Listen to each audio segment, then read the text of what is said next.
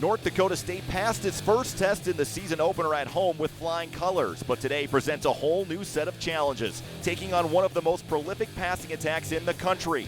It's a battle of two of the top programs, in FCS squaring off on the red turf, and it's coming up next on the KVLY KFYR Bison Television Network.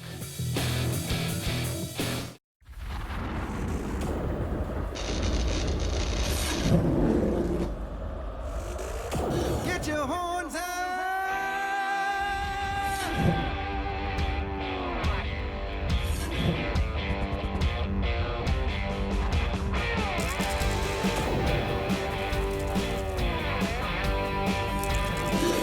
Yeah, you can hear the herd coming, baby, like it or not. We've been waiting while tailgating in the parking lot. Now that clock is ticking down, the boys are ready to go. The energy in here's electric. Let's get on with the show. Get your horns up.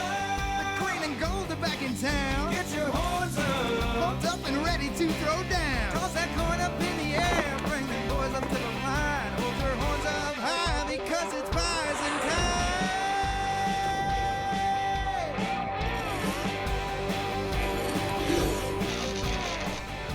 Hello and welcome to Roos Field in Cheney, Washington for NDSU football here on the KVLY KFYR Bison Television Network. Brian Shaw, Lee Timmerman here with you on this top 10 matchup between North Dakota State and Eastern Washington, a rematch from last year, a game that went to overtime. A lot of new faces on both sides of the ball. North Dakota State passing its first test, but we're going to see some new faces on the field here today, LT, that are going to be expected to play some extended reps. Yeah, especially on the defensive side. Nick DeLuca is going to try to warm up. If he can't go, we don't expect that he will be able to, then yes, there will be some drastic things that NDSU's defense has to do differently. Just think of all the things DeLuca does and does well. In the game last year, he had a pick six in that game. Probably, in my opinion, if Nick DeLuca doesn't play last year, the Bison might lose. That's how important. He was going to maybe play a little defensive end today. So there's all kinds of things the Bison coaches are going to have to do to make up for the lack of DeLuca. Meanwhile, Eastern Washington coming in, losing 56-10 at Texas Tech. Offense sputtered a little bit, some miscues in the first game. They have to replace some big pieces in the receiving core in particular. 4,000 yards receiving are off the team.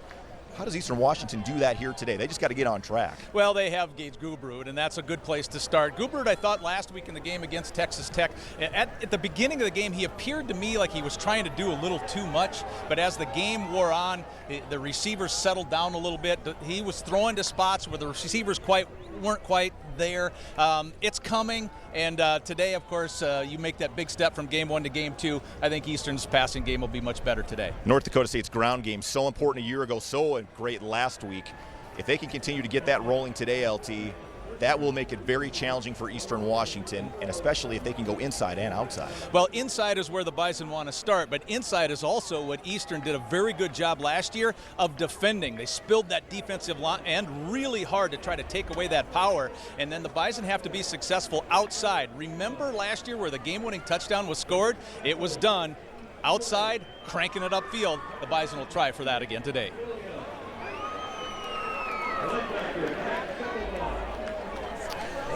All right, getting set for kickoff here. North Dakota State won the toss. They deferred, so Eastern Washington will have the football first today. Pretty good smattering of green and gold, especially on the far sideline. Bison Nation out in full force once again here at Roos Stadium, which has a capacity of 8,600, but they brought in extra bleachers today, LT. I think there's a tremendous contingent, if you will, from North Dakota coming here. Our plane, certainly, when we came in yesterday, had a lot of Go Bison in it as well. It was not a fumble in 2010. The fans still remember. They do. They certainly do. The players have no connection to 2010. You were here. You were shooting it. We were watching it as well. And, well, we know what Eastern did after that win. Went on to take the national championship. Without their best player, Tywan Jones, going to the NFL at 240 yards rushing in that game, got hurt against North Dakota State. You see the Bison have the Harvest helmets on today? Ryan Gellner's on the sidelines for us today and has an update on a Bison injury. Ryan. Yeah, guys, it is the big talker. Nick DeLuca led the team out, but he had a baseball cap on. I talked to team doctors. No surprise, Nick DeLuca out today. Back up to you. All right, thanks so much, Ryan. And kind of anticipated after a knee injury that DeLuca sustained earlier in the week. We don't know a ton about it yet. They're going to continue to do tests and see if and when he can be back this season.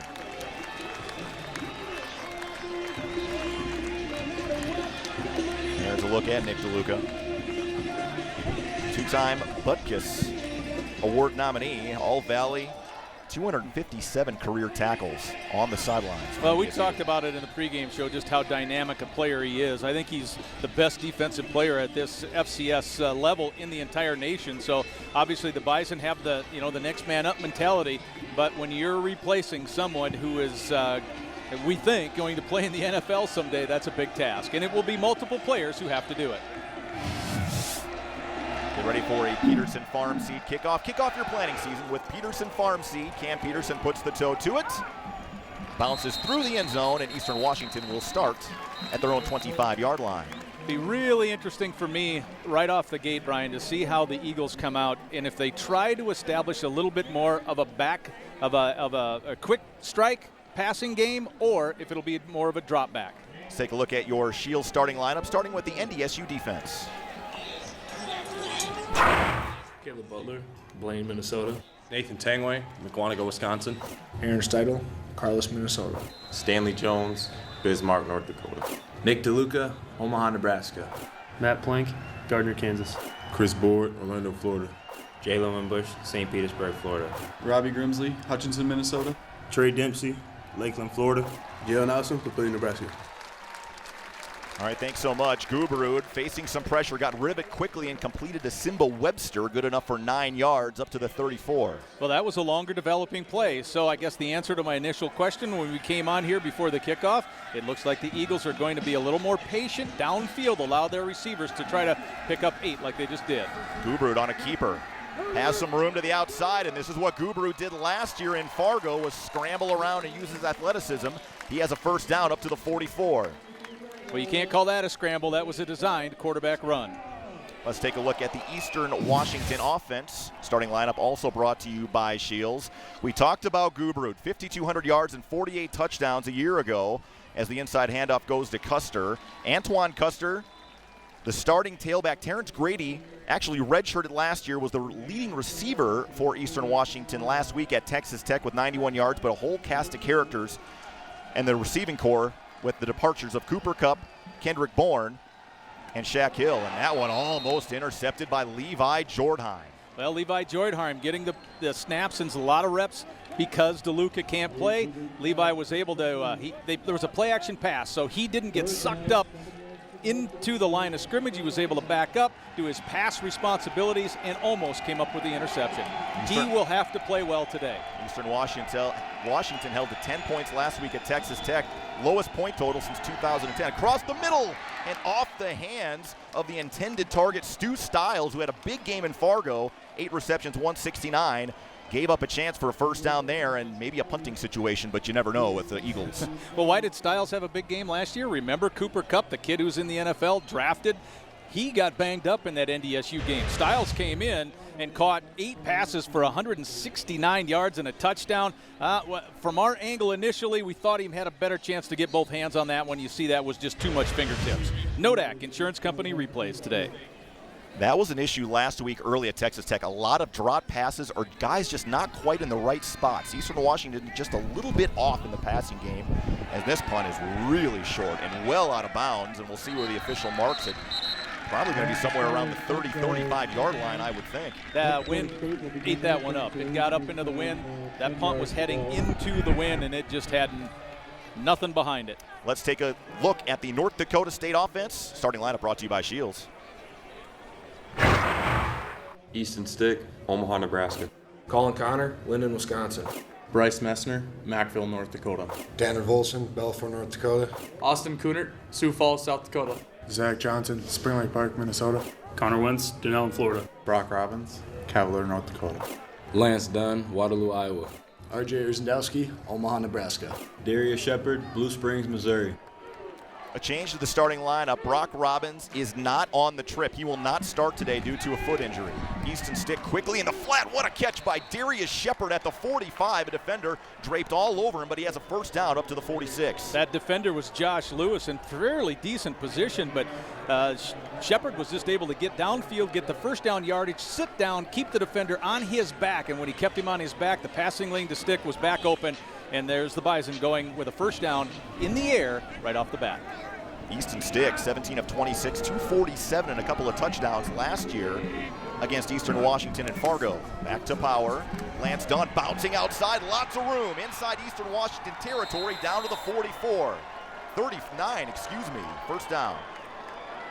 Dunn had the big run, well, one of the big runs. Last week he had the game-winning touchdown in overtime last year against the Eagles. Let's take a look at the Eastern Washington defense. Starting lineup also brought to you by Shields, and there's also a change for the Eagles. Kettner Cup missing the second straight week, slated to be the starting linebacker, ankle injury, will not play, so Jack Sendelbaugh will start in his place. Very experienced group up front, 3 starters back on the defensive line. Yeah, Sendelbaugh had a sack last week against Tech early in that game. Stick, quick drop in the flat. Darius Shepard turns it upfield inside the 30 down to the 27. Good start here for North Dakota State offensively. Talked about efficiency, LT. We've seen that here on this drive. And we've also talked, remember, about FIB, formations into the boundary. This is the short side of the field. The Bison think they have some advantages on this side of the field, and a lot of it depends on the pre-snap read from where Stick sees Kirkstetter, that's number 33. Where's he going to set up, and where's the linebacker going to set up? And then he can determine whether there is something, a numbers game on the short side of the field. Bison in the Delta formation. First time we've seen that this season. Handoff to Lance Dunn on the perimeter. Dunn gets some good blocks and finally taken down by Keenan Williams after a gain of 9 to the 19.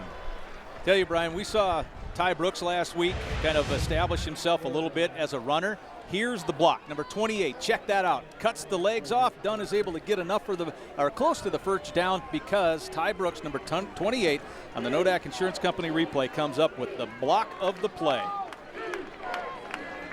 Well, Brooks showing what he can do carrying the ball last week, has made tremendous strides in the last year to get on the field more here for North Dakota State. Back to power.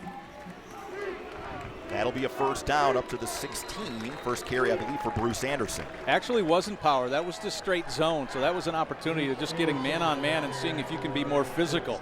Anderson gets that first down. Offensive line, more physical on that play. So Garrett Malmstrom in there, who had to play extended snaps last year as a redshirt freshman from Frazee Burgess High School. Obviously with Robbins out, more extended reps for the sophomore. And just because Dylan Radin's injured his knee, that doesn't mean the Bison offensive line is going to stop some of that rotation. They still have 3 guys on each side of the ball they're going to try to get into the game. Play action, Stick. Throwing it out in the flat and misfires, looking for Connor Wentz, but again, heavy pressure put on by Williams. Incomplete. That's Keenan Williams, local kid here from Cheney. Naked?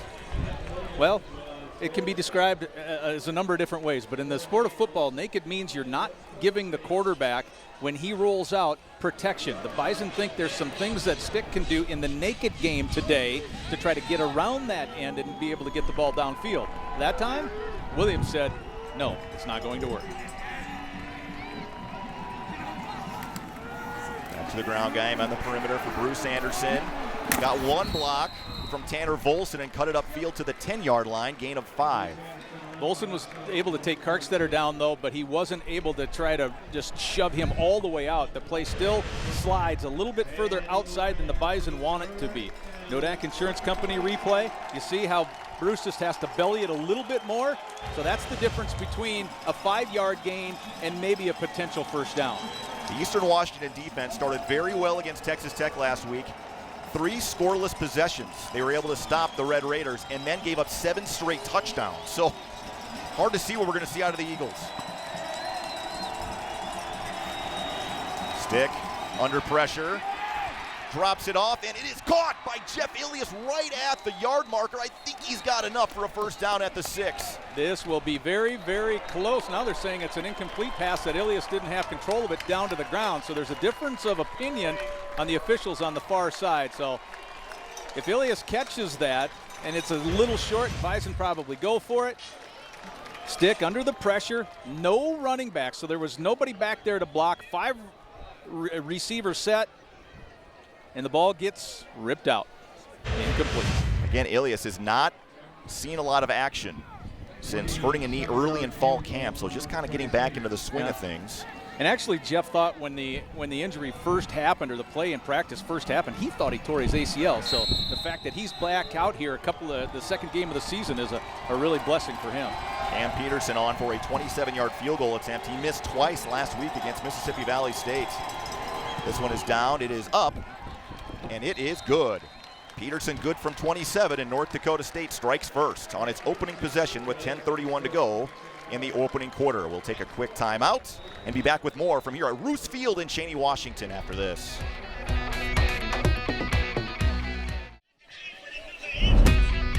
Never forget, not a fumble. Fans, they hang on to that stuff for all of eternity. Cam Peterson good from 27 yards. North Dakota State jumps out in front 3-0 here in the first quarter. Isn't fan short for fanatic? Fanatic. So you would have to believe that if you're a true fan. A lot of new pieces here on the coaching staff for Eastern Washington. They've gone through 3 different offensive coordinators. They have a new head coach in Aaron Best, who's been with the program 21 of the last 22 seasons as either a coach or player. This one returnable, and Webster out to the 26-yard line. Nice tackle there by Jortheim. But just to follow up on your point on that, Brian, you're right. It takes time. 5 new offensive coaches, and the offensive line coach is the only guy who had anything to do with the offense who was returned, and he's now your head coach, so he's got to worry about the whole program, not just the offensive line anymore. Bison will come out at nickel again. Marquise Bridges, the extra defensive back. Sam McPherson in as the tailback too. Custer and McPherson got most of the carries last week. Gubrud quickly misfires again over his intended target. Nick Splendario will bring up 2nd and 10. Stanley Jones was not blocked on the play. He was the guy who has to try and determine what to do. Today's game is brought to you in part by Gate City Bank. Show your Bison pride with an NDSU Gate City Bank ATM and check card. Visit gatecitybank.com/mycard.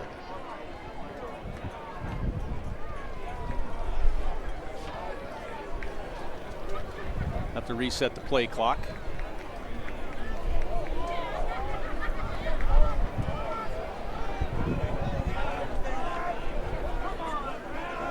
Let's take a look at our Bobcat scoring recap for North Dakota State. A very successful first drive. Did not finish with a touchdown, but 9 plays, 55 yards, and 310 as Peterson boots it through from 27. 2nd and 10 coming up. Gubrud buried in the backyard on the read option. And North Dakota State had that one snuffed out right away. Nice play by Caleb Butler from his defensive end position. Well, Butler just they don't think a kid's going to come in that quick, or that the fake to the running back is going to kind of take Butler off of his path. He didn't. He read it correctly, crashed down from his defensive end, and got to the quarterback before he could get to the line. 3rd and 13. Gubrud quickly stepping up in the pocket, fires across the middle, incomplete. And there goes Grady, and Jalen Allison finally takes him down after a big gain down to the 26. You talked about the game that Grady had last week. He scored the touchdown.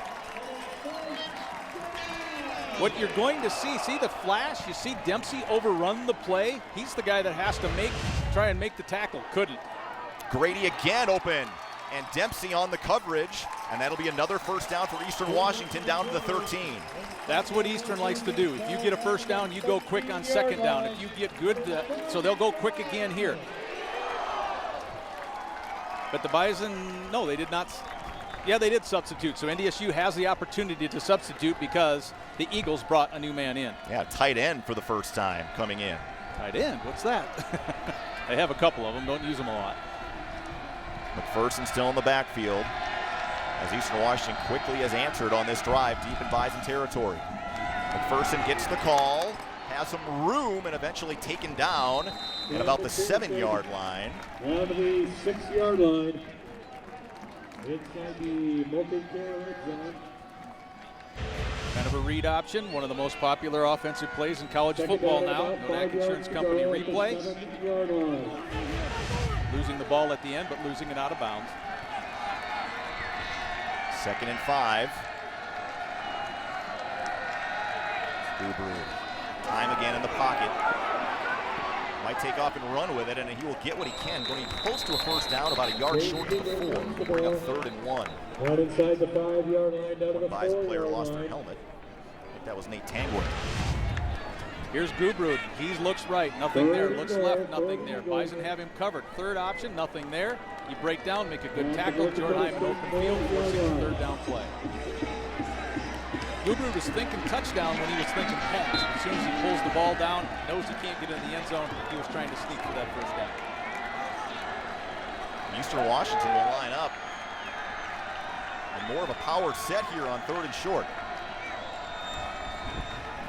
Hand off inside. McPherson has a first down, down to the 2.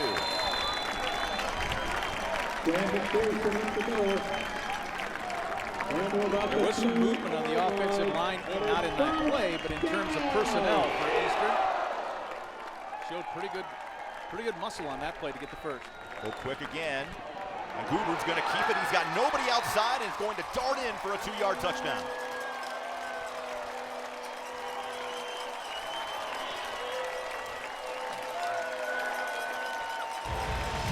Nodak Insurance Company replay. Matt Plank thinks he's held on the play. Nope, he was just blown off the edge. The edges open up. Gubrud with an easy touchdown run, but of course, what set it up was that big pass over the middle.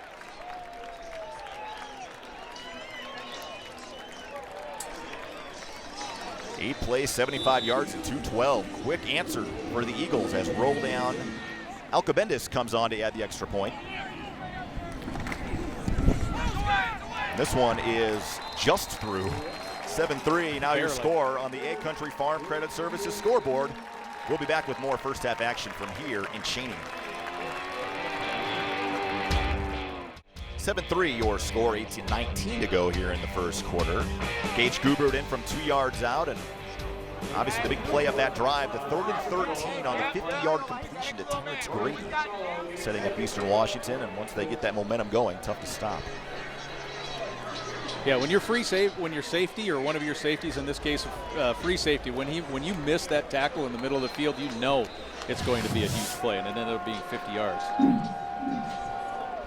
Time for another Peterson Farm Seed kickoff as the ball blows off the tee. It is a little windy, as we talked about in the pregame and show. Again, it's supposed to pick up as the game goes on as well. Ty Brooks is back deep and should get a good opportunity here with as much wind as there is in the face right now of Alcabendis. Descalo actually the one taking the kickoff chore here.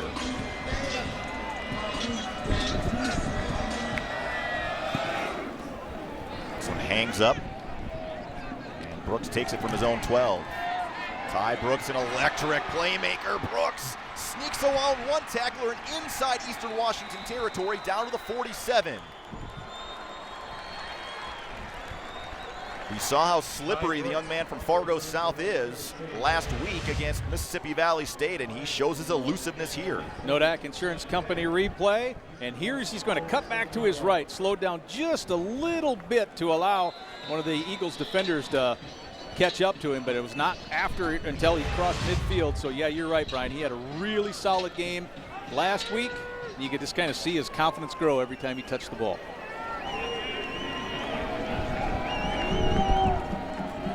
Stick out to Dunn. Not as much room this time, taken down at the 45-yard line after a gain of 2. Let's take a look at your Bobcat recap on that scoring drive for Eastern Washington. And again, they can put points on the board in a hurry. 8 plays and just 212, 75 yards as Gubrud took it in on the read option. And then whenever that offense is successful, it speeds up. And so that's the pressure that Eastern can put on a defense.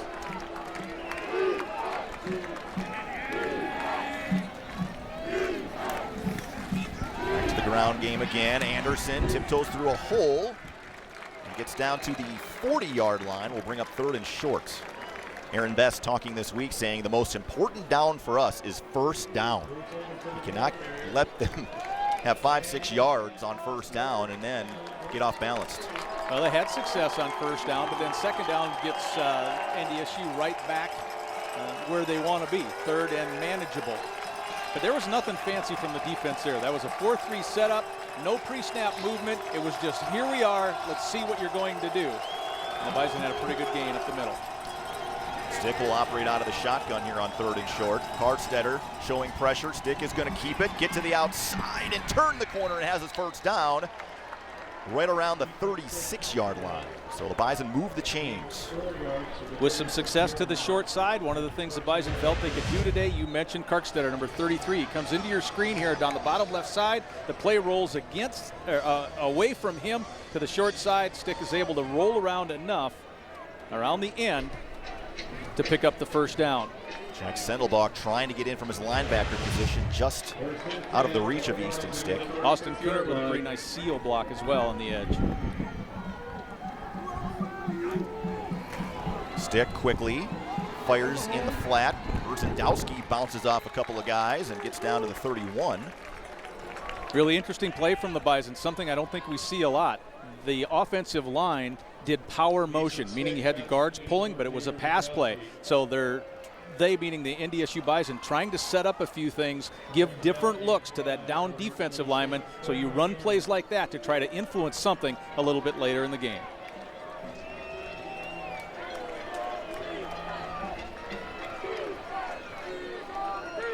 See, this is an FIB. That's a formation in the boundary to the short side.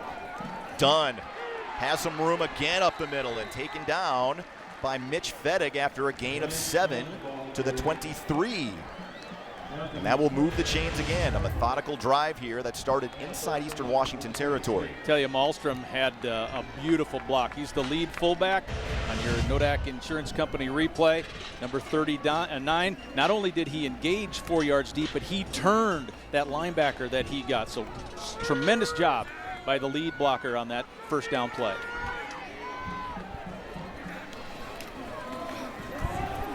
Run again, more room for Dunn, cuts inside, Lance Dunn, touchdown.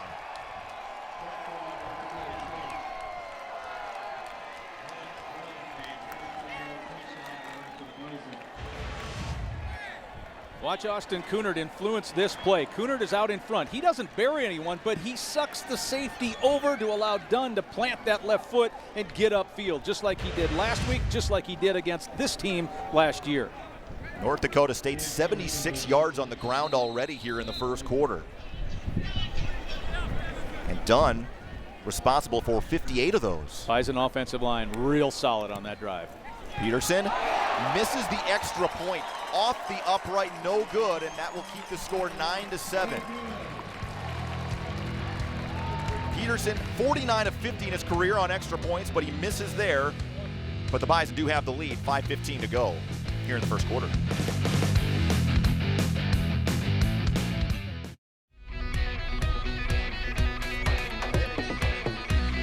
Back here in a place affectionately known as the Inferno, Roos Field. The 50th game here played since the red turf was installed in 2010. Eastern Washington is 41-8 in that time period. Another 50 was celebrated before the game as well. The 50th anniversary of the first national championship football team, also the first team that went into the Hall of Fame here too in 1967, back when Eastern was NAI. Time for another Peterson Farm Seed kickoff. Cam Peterson blasts this one deep. Zuzi Webster will let this one sail over his head and through the end zone, and again Eastern will start at the 25. You know, all possessions are important, right? Yes, but I think this one is probably an important one for the Bison defense. I don't think you want Eastern or can allow Eastern to score twice going into this win. There's a look at Guberud, who is 3 of 6 for 74 yards so far. This game brought to you in part by Gate City Bank, and for a limited time only, receive $700 off your mortgage closing costs. For more details, visit gatecitybank.com/betterhomeloans. 3 receivers in this set. Custer back in the backfield. Guberud will throw it again, and Splendorio makes the catch across the middle up to the 31, good for 6 yards.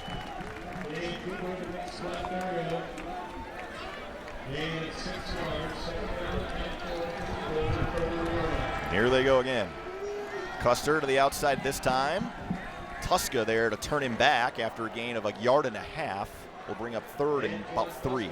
Yeah, that's Jared Tuska. You talk about run fits, fitting the run, doing your job, not worrying about what the other your teammates are doing. You assume they're going to do theirs. Well, he did not allow the cutback. That's what Tuska was supposed to do on that play, and he did it very well. Bison sticking with 3 linebackers here. Plank in the middle, Jordheim and Board flanked. Gubrud fires, and Jalen Allison on the coverage, and here comes a flag late. Simbo Webster, the intended target. The head linesman, the side judge, both said nothing wrong. The field judge, the guy back in the middle, saw the pass interference. 3 guys had a look. You only need one of them to think he did something wrong. And it is the flag. Pass interference, defense, number 21. 15-yard penalty, automatic first down. So that will extend the drive here for Eastern Washington. Tough call. Well, now we'll see when the ball arrives and when that hand gets in there. It's the back hand. It's the right hand there from Allison that I think gets on the body a little bit too quick. And again, into the wind. That ball fluttered a little bit and took a while to get to its intended destination. Now you need to really throw a tight spiral to get it downfield into a breeze like we have today. Because if that ball flutters just a little bit, it hangs up there, and those are the types of passes that defenses can pick. Eastern will start now at their own 47 with a 1st and 10. Gubrud again, across the middle, and this one is juggled, and it is hung on incomplete. Must have hit the ground. Splendorio looked like he almost came up with it, was a little bit high and bounced off the turf. Back a crossing pattern over the middle. You try to hit windows when you're a receiver and a quarterback. The juggle, yep, there it is off the turf. He had a really big, I guess, fumble to start the game last week. And yeah, the first offensive play. And really kind of threw Eastern's offense off for that whole first quarter or so. Custer this time finds a little bit of room up the middle. In Bison territory to the 49 will bring up another big 3rd down. And so far, Eastern Washington has found a way to convert those, 2 of 3 so far.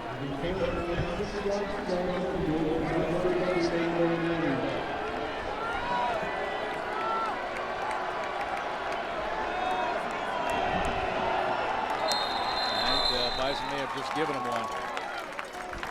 Caleb Butler jumped.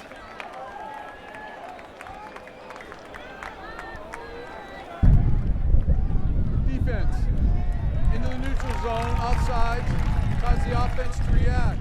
5-yard penalty, still 3rd down. So that will make a 3rd and 6 now, like a 3rd and 1. Bottom of both guys on the bottom of the screen.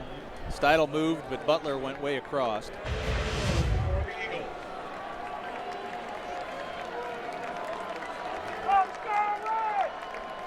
Custer with a single setback here on 3rd and short. Play action for Gubrud. Fires back against the grain and has an open tight end inside the 30 down to the 25-yard line, and that is caught by Jace Gilder. Jace Gilder to the 25-yard On the North Insurance Company replay, this play takes a while to develop because you need that guy who was on the right side to cross and then stay in front of the safety, which he did. Gubrud had time. Custer through a hole down to the 21-yard line, gain of 4. Looks like Derek Tuska got in on that tackle for North Dakota State. Boy, what you do on 3rd down so influences the way drives continue on both sides. And Eastern's 3rd down plays have been pretty solid today. Pretty good play balance so far for the Eagles. 10 runs, 9 passes here in the 1st quarter. Gubrud, time in the pocket again, fires, open receiver, it is incomplete. Splendorio was open, Dempsey got over there late, but just a little bit too much air on that one. Yeah, James Hendricks bites a little early, and the play goes behind him. Well, number 6, you don't see him in that play right there. Dempsey's the help side on the safety, trying to get as deep as possible, but James Hendricks got deked just a little bit on that play. Well, with the win, this might be 2-down territory for Eastern.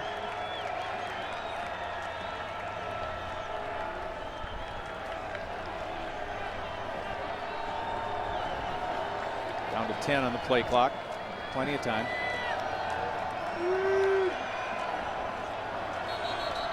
now down to 3 and a timeout called by Aaron Best.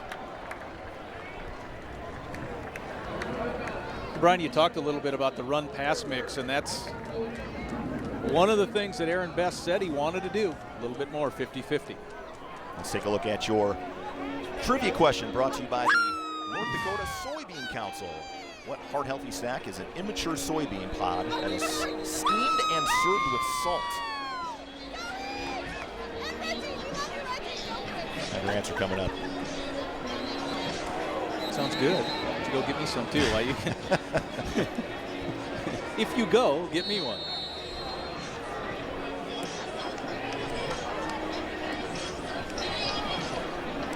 So here comes Eastern Washington.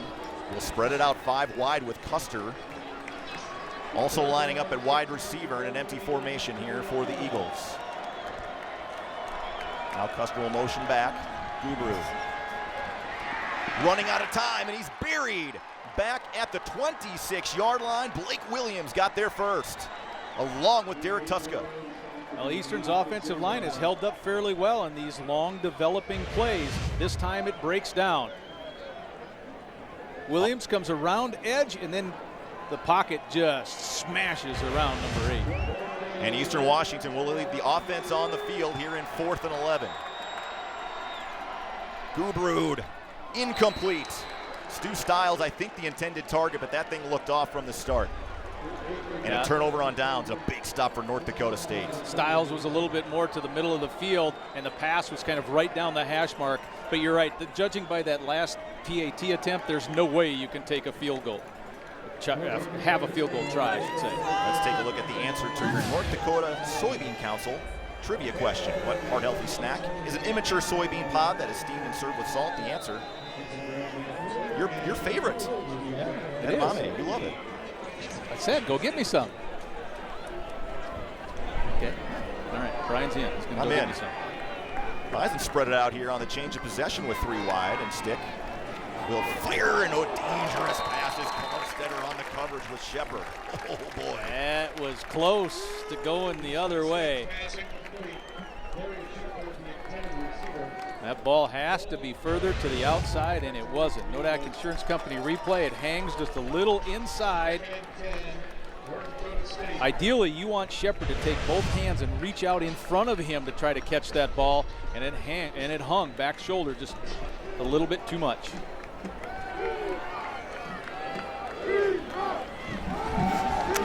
Bruce Anderson outside. Fettig grabs a hold of the ankle and takes him down for a loss of 3. Back to the 29-yard line. In watching the Eagles game last week against Texas Tech, I thought defensively one of the players that really jumped off that game tape to me was number 13. I thought Matt Fettig tackled very well. He led his team in tackles last week, and he was solid on that play. 3rd and long.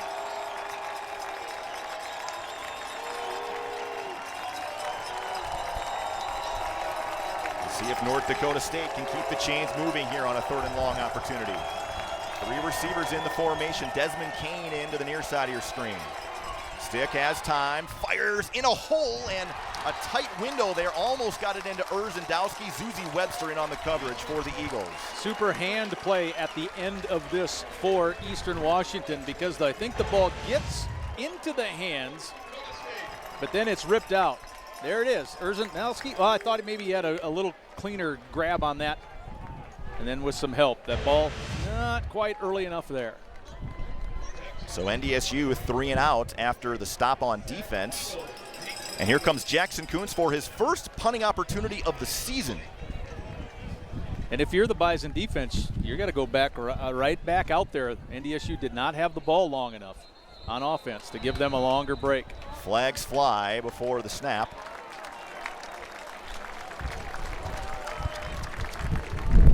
False start, offense number 42, 5-yard penalty, still 4th down. That's the redshirt freshman Jabril Cox. Penalty takes the ball inside the 19-yard line. So that'll move the ball back even more now to the 19. Zach Eagle is deep for Eastern Washington. Eagle, a junior.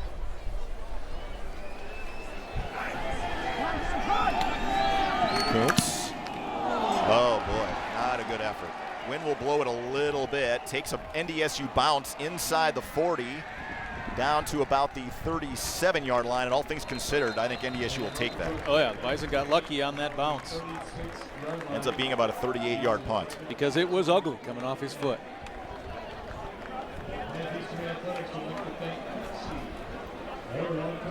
So here comes the Bison defense back out on the field. We've already seen a lot of different defensive linemen rotating in and out for the Bison. Karch playing a little inside now along with Steidel. Pretty much every defensive end who was planning to play today already has.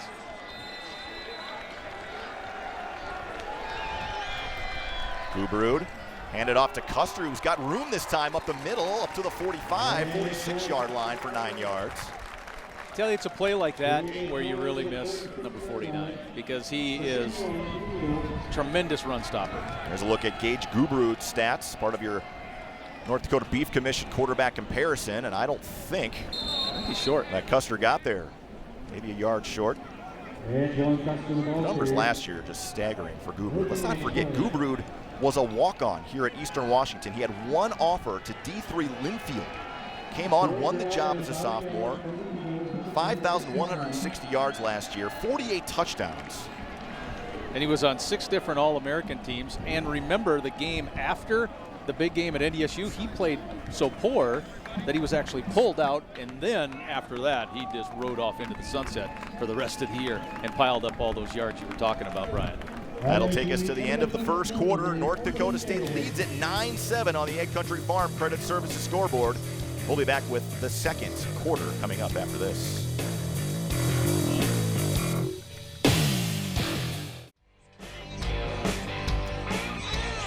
Back here for the start of the second quarter, 3rd and 1 coming up for the Eastern Washington offense, and they will have the win here in the second quarter. See how that changes things up.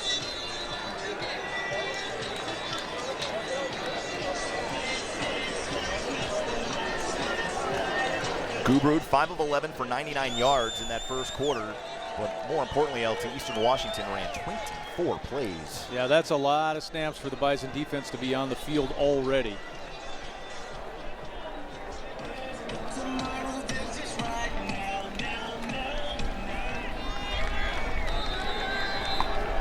We'll see how the Eagles approach this 3rd down and short. Custer stacked up. I don't think he got there. Maybe driven back a half yard. So now a 4th and short coming up. Well, Eastern Washington went with 2 running backs and a tight end on that particular play, and just no push at all up front. Well, that was a great job by the Bison defensive line. And that'll bring up 4th down and 1. Blake Williams. 69, who was able to get inside. And it looked like the Eagles changed personnel to bring in the punter here as Jordan Descalo comes on. Trey Dempsey back deep here for NDSU.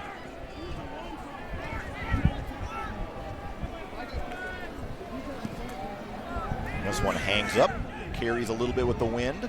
Dempsey calls for the fair catch at the 16-yard line. Ryan Gellner on the sidelines for us today as a special guest that used to play some football at NDSU. Yeah, guys, you might remember the guy Colton Hegel played safety for the Bison. He was on that 2010 team that lost in the playoffs here. You didn't have a lot of bad memories from college football. A couple national championships, but there was a bad memory on this field. Yeah, this one hurts a little bit being back in this red turf. It's kind of gross, but yeah, that was a tough one. Played our butts off and ended up one call goes one way and one goes the other, and this one kind of hurt us. But fun experience, though. I mean, that year was fun and a lot of good guys, but it was fun memory even though we were able to lose. Walked in here and saw the red turf. Did it start to bring back those ugly memories? About this, and national anthem came on, had a couple chills, you know, and bring back even just football. But yeah, the red turf, it was a cold day, a little snowy, but it brings back some memories. You know, it's awesome, but it sucks at the same time. You miss it. You miss the guys that hang out with them and play your tails off. So tough memories, but also fun. Good to see you back on the sidelines, Colton. Appreciate it, man. Guys, back up to you. All right, your first International Bank and Trust sideline report. Thank you, Ryan. Thank you, Colton. 2nd and 8 coming up after that Ty Brooks 2-yard run. Bruce Anderson picking his way, finding some room to the outside, and almost kept his feet in bounds as he tiptoed up to about the 28, good enough for a first down. Just taking what's available. The play's designed to kind of go off tackle or stay off tackle. Good squeeze, nice block there by Wentz, among others. Anderson's able to bounce a little bit and pick up that first down. I've told Colton this too. He's one of my favorites that has played at NDSU. My favorite position, strong safety, and he was one of the best. Take a look at the quarterback comparison brought to you by the North Dakota Beef Commission. Those are the numbers on Easton Stick so far. Anderson again, not as much room that time. Nice job by Zuzi Webster filling from his corner position, loss of 1. Identical twins, both the Websters, one on offense, one on defense. Yep, Simba number 5, Zuzi number 6. Both have very, very good speed. But speed didn't have much to do with that tackle. That was just making the right read and getting your pads low and muscling in there to make the tackle for the 1-yard loss. Easton Stick, 5 of 5 for 100 yards and 2 touchdowns in limited duty last week against Mississippi Valley State.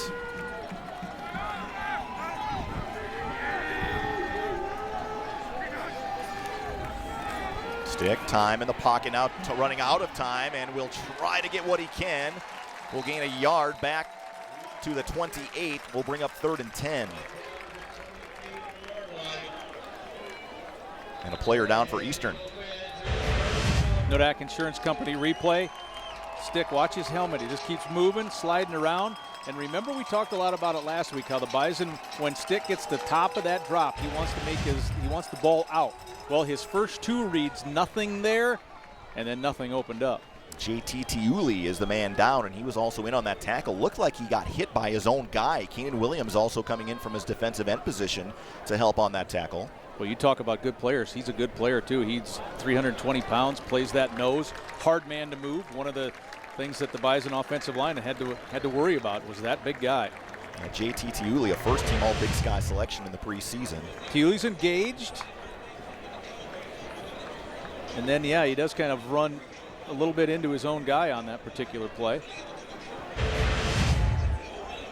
Really helped to the sideline. He's actually a high school teammate of Albert Havili, both from Federal Way, Washington, and he really is starting defensive end number 4 for the Eagles.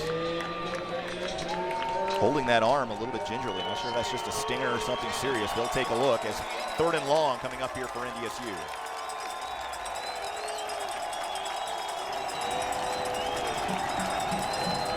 Stick, pressure comes. Stick running out of pressure, now firing downfield, and it was almost intercepted, and then a flag comes in.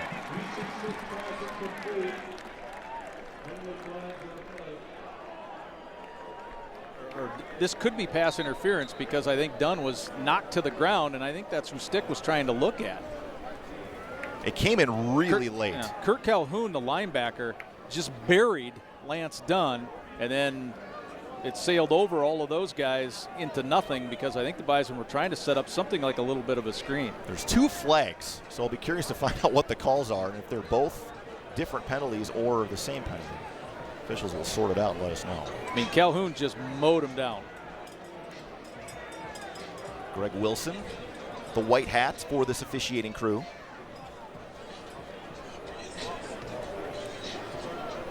My guess is that there's one on each team.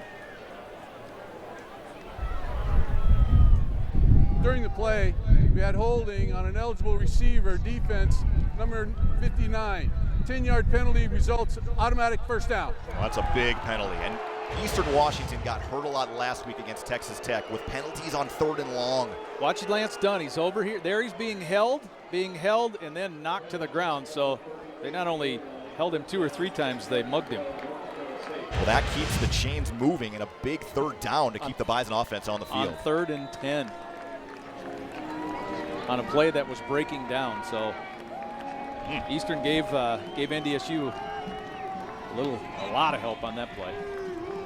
Now you got to take advantage of it. Dunn to the outside, puts his foot in the ground and gets what he can. Harstetter was one of the guys flying in. It looks like Kurt Calhoun made the tackle after a gain of 4.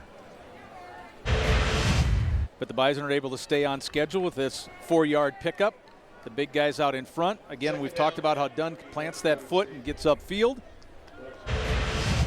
Actually, after point of first contact, the Eagles did a decent job of not allowing him more than just a yard or two. So 2nd and 7 here coming up for North Dakota State as they've moved it out now to the 40. Anderson through a hole again. That one pretty well blocked. He'll be close to a first down. I think he's got it up to the 48. Well, I saw Tanner Volson get some really good movement on that. He's the center, and keep in mind, big number 99 is not in there now, so that's right where the Bison went. Today's game brought to you in part by Gate City Bank. Gate City Bank has been serving customers and investing in a better way of life since 1923, with 36 locations in 19 communities across North Dakota and western Minnesota. But we'll see how long Tioli stays out of the game, number 99, the big guy who came off, because if he's not in there, that is a big-time advantage for the Bison in the middle. And a timeout taken by NDSU with the play clock winding down. Saw Tyler Roll, among others, flying onto the field to call the timeout. The Bison have been able to move the ball on the ground, as we'll take a quick timeout. 10:45 to go here in the second quarter.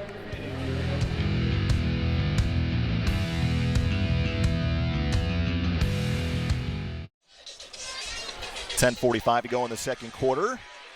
1st and 10 coming up for NDSU at the 48 after the timeout.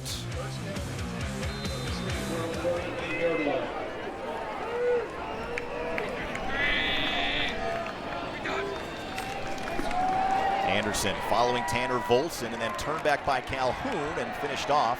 But still a pretty good gain up to the 47 of Eastern Washington for a 5 yards. That play call is a direct result of the injury to big number 99, running power. There was a freshman that came in on that particular play to play nose, number 55.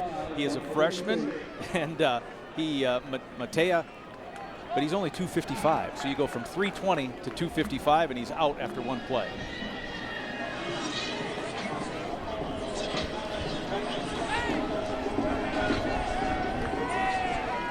I think the Bison maybe just keep running power to see if. Dunn this time to the outside, tries to put a move on a guy, but stopped right in his tracks at the 45. Really good open field tackle that time by Zuzi Webster. Will bring up another 3rd down and 3. He's going to go to the turf because he came up limping and holding his right knee. He did make that beautiful tackle. Nodak Insurance Company replay. Let's see if we can catch anything on the replay. I think, oh yeah, maybe hyperextended that right leg. You see how that his heel kind of slid out, his leg straightened out, maybe hyperextended that knee or something after making that tackle. Connor Bauman also getting some reps now for Eastern Washington on the defensive line, a junior, just 250 pounds. So again, the difference with Tiuli not in the game is the size. Ryan Gellner on the sidelines for us as report, Ryan. Yeah, the Eastern Washington injury, you guys talked about it a little bit ago. Jay Tituli, well, not good news, no confirmation from Eastern Washington, but he has been taken to the locker room on the cart. So right now they are working on him in the locker room. We have video of him going, taking that Gator into the locker room. His return right now questionable for Eastern Washington, guys. All right, thanks so much, Ryan. Part of your First International Bank and Trust sideline reported. Again, that's you're talking about a injury. First-team Big Sky guy that has played a lot of snaps here for the Eagles. Yeah, that is a big difference because his two on the depth chart anyway. After you take 320 out, go 260, 255. So now you have to pinch your defensive end down. Maybe your other tackle pinches down to try to take that power away. Could open up some things a little bit later, but the Bison have an opportunity to get real physical right in the A gaps. We'll see what Courtney Messingham dials up here on 3rd and 3. 3 receivers will come out in the formation. Urzendowski, Shepard to the near side of your screen. Kane to the high side. Dunn is a single setback here on 3rd and 3. It's Mesner, Volson, and Kunert, 2 guards in the center. Dunn skirts around one man, came up maybe a yard short to the 43. We'll bring up 4th and short, and the Bison want to go quick. They're going to go turbo, go quick, 4th and short. Have to figure we're going to see stick on a keeper here. Now Easton taking a little bit of time. Get things organized. Oh, and Stick dropped the snap. And regardless of what happened, it's not going to be a first down. Eastern Washington's going to take over possession. 4th down stop. for the Eagles. Well, Stick was trying to make an audible call. I think the Bison coaches wanted a quick snap there. Stick saw something, changed the play, then the ball comes out. Ball to the turf, as we mentioned, whether this goes as a turnover on downs or a turnover via a fumble, in essence, it does not matter. So Eastern comes up with a stop as the Bison were continuing to move the ball down the field and will take over at their own 42.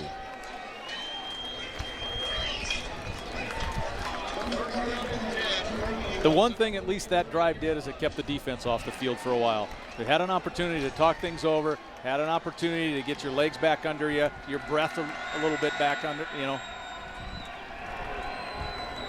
Custer buried by Aaron Steidel. Right at the line of scrimmage, no gain. Boy, Steidel does a great job with his hands on this particular play to keep himself free. Kept that offensive lineman off him, stayed square to the running back, and took him down. That was Tamarick Pierce actually in on that carry, his first carry of the day, a high school teammate of Aaron Mercadal as he motions out. Bison bringing a little pressure across the middle, complete to Splendorio. He gets across midfield and will bring up third in about 3. Those crossing patterns right behind where the linebackers set up have been good forever for this Eastern Washington offense.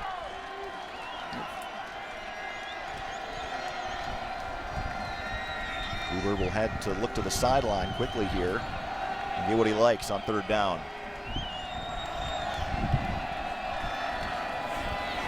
Good drop across the middle, tips, and was it intercepted? Incomplete.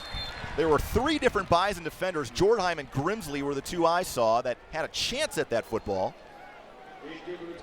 Boy, the Bison did a great job at converging at the ball, and that's because Levi Jordheim wasn't thrown off by the eyes. See the look left? He's trying to get Jordheim to move. He doesn't. And that ball somehow finds the turf. Dan Marlette coming in, the junior out of Sioux Falls, Washington. Going to be expected to play many more reps with Nick DeLuca not in the lineup. And Eastern Washington will punt, we think. End over end, Dempsey will call for the fair catch at the 5-yard line. North Dakota State will be backed up with 8:02 to go here in the second quarter. We'll be back with more action from here on the red turf in Cheney coming up.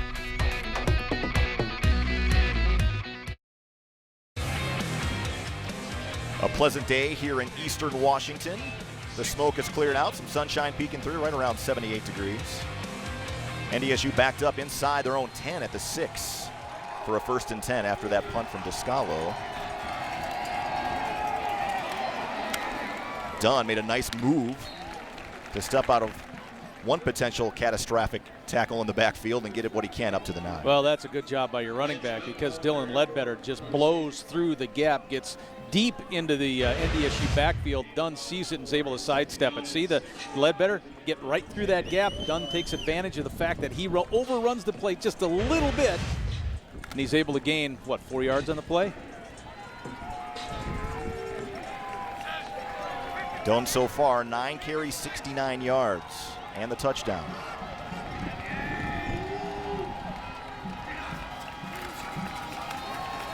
Dunn again, this time has a nice hole and cuts right up inside, has a 1st down up to the 18.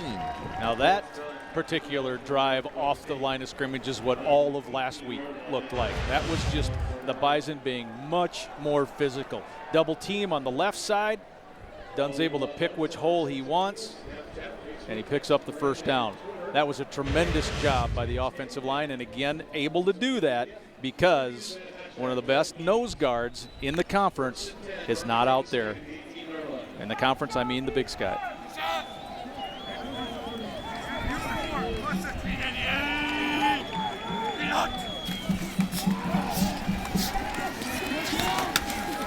Big hit and a fumble, and Eastern Washington got on top of it. I think Sendelbach was the guy that came up with it at the 29-yard line. First turnover on NDSU as Dunn took a pop at the 25. I think it was a combination of Calhoun along with Fedek. Nodak Insurance Company replay. Boom. Yep, it was a combination of those 2 players. The ball squirts out after what appeared to be another nice Bison gain. Dunn cannot hold on. Helmet takes the football away. And there's our first big turnover of the day. And here comes the Eastern Washington offense now on a short field.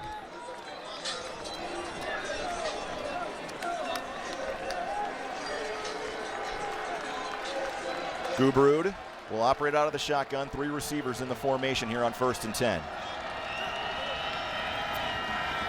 Gubrud fires on the out pattern and is incomplete. Jalen Allison broke on that thing quickly. Zach Eagle was the intended target. Ryan Gellner has another update for us on the sidelines. Ryan. Guys, it is a right hamstring for the starting cornerback Newsy Webster. They are feverishly working on him on the sideline. His return is questionable. I can tell you that Jay Tilalulu is back on the sideline. It looks like he will try to go. Guys? All right, thank you so much. And the Bison doing a nice job reading that play. Eastern Washington trying to set up a screen and no window to get that ball to Custer. No, it was the right play call because Stanley Jones playing a soft defensive end. The only pressure coming up from the middle. It was a middle screen. And actually, I think Gubrud does a pretty good job to try to not force that in there and give his team an opportunity to live on 3rd and long. They stack the receivers on each side here on 3rd and long. Bison bringing extra pressure. Marlette fires and Webster comes up with the catch. I think he's a yard short of a 1st down as he continues to battle and fight. And he was actually driven back to the 21, and that's where the spot will be. 3 yards short of a 1st down. 4th and short coming up here as the field goal unit comes on. But this is why Gage Gubrud was an All-American last year. Under the face of that big pressure, he has to roll out to his right. His feet are not set under him. He delivers the ball, delivers it a little bit short. Nice job on the back end of this, though, to keep 2 hands around the ball. Look at the Bison. They're trying to rip that ball out of there. Their offense just gave it up, and now they're trying to get it back. Chance for the lead here, though. Roldan Alcabendis on for the 39-yard field goal attempt. This one is up, and it is good. So Eastern Washington is able to turn the turnover into points, and the Eagles have the lead back at 10-9 with 5:39 to go in the second quarter. We'll be back with more action from here in Cheney after this.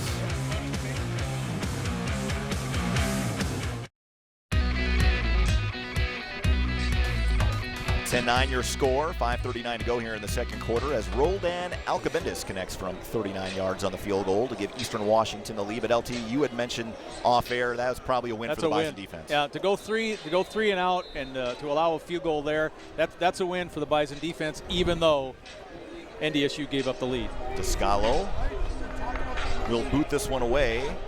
Again with the win. Drives it deep. Brooks might have an opportunity, but we'll think better of it. Take a knee.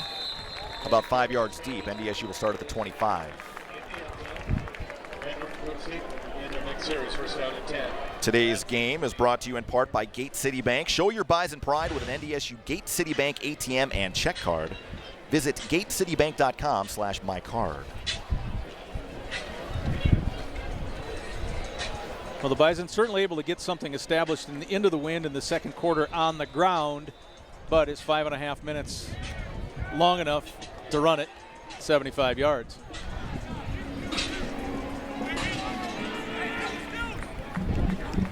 Stick will hand it off to Bruce Anderson this time, who works off a pretty good block, and Anderson keeps his feet, and he's out of bounds as they call him out of bounds as he was scampering down the sideline after a gain of 9 yards to the 34.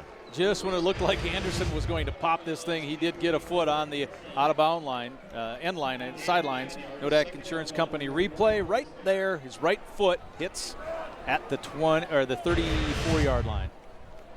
See, Kurt Calhoun was the one that came up and tried to give him a shove out of bounds, and Bruce just kind of bounced off and kept his balance there. And Calhoun was one of the guys in on that last forced fumble.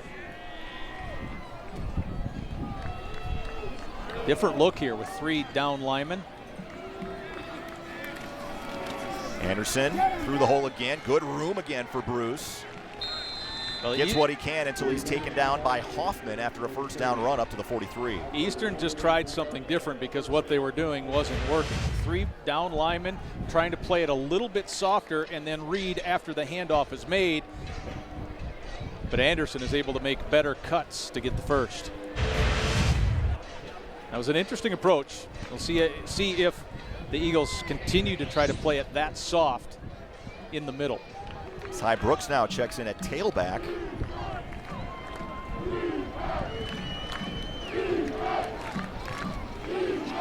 Brooks will get the carry. Quickly squirt through a hole. Up to the 49-yard line. Gain of 6. Already the 26th run play that NDSU was called here in the first half. They are just punishing Eastern Washington. Well, you're establishing some physicalness, a physical advantage, but the thing here is you need to try to get it into the end zone before halftime. Well, the one thing Aaron Best talked about last week is too many missed tackles against Texas Tech. That was the issue, and as the game went on, the tackling got worse. Yeah, I thought Eastern's run fits were poor, but part of that was because Tech was fast, especially on the edge. Brooks again, more room up the middle, up to the 44-yard line, and the Bison getting bigger chunks of yard. This goes for about 8 yards. Again, you can't block it any better than this. There's just a cup for Brooks to look at. See, look at that. Nothing in the middle. You get to the second level with your center, or excuse me, with your guard. So the down linemen are all blocked. Your middle linebacker is blocked, and Brooks just can pick what he wants. NDSU has not attempted a pass here in the second quarter. Anderson again puts his foot in the ground. Goodbye. Bruce Anderson to the 10, the 5, touchdown.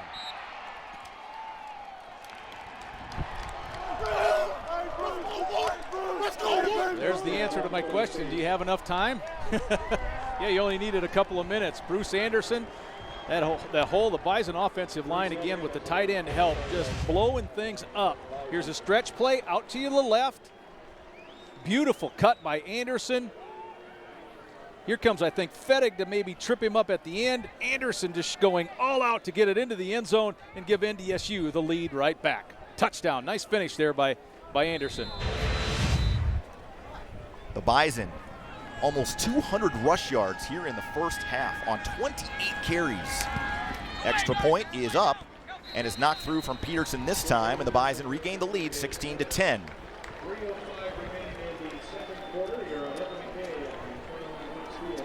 I think an important answer for North Dakota State on that drive after the turnover, right, LT? Oh, I think it was a huge drive. So your defense helps out by going 3 and out. You're only giving up a field goal.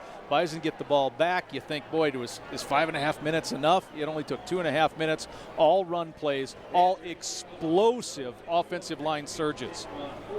Let's take a look at your game recap brought to you by Bobcat. There's a look at Bruce Anderson, who was the featured back on that drive. 5 plays, 75 yards, capped off by the 44-yard run from the Ruskin, Florida native in just 2 minutes and 34 seconds. That Eastern Washington defensive staff will have a lot to talk about at halftime, especially if they cannot get Tioli back into the game. Well, time of possession, North Dakota State has had the ball 16 minutes. When you look at total plays, and those are the things that start to wear on you, 75 plays already for North Dakota State. Eastern Washington, 24 plays in the first quarter, just 7 plays here in the second quarter. Wrong. The 3 minutes, plenty of time for number 8 to try to work his magic again. So by no means do the Bison feel that taking the lead into halftime is a sure thing at this point. Peterson will boot this one away into the wind. How far he can drive this thing back. Nice kick. Not bad. All the way down to the 7-yard line. Here comes Lewis. Left his feet and taken down at the 27-yard line.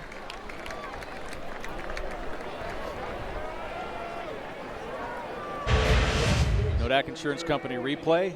Comes down to Lewis, one of their starting very good cornerbacks. Tries to hurdle a couple of players. Jabril Cox and others there to make the tackle. Also Hendrickson on that play.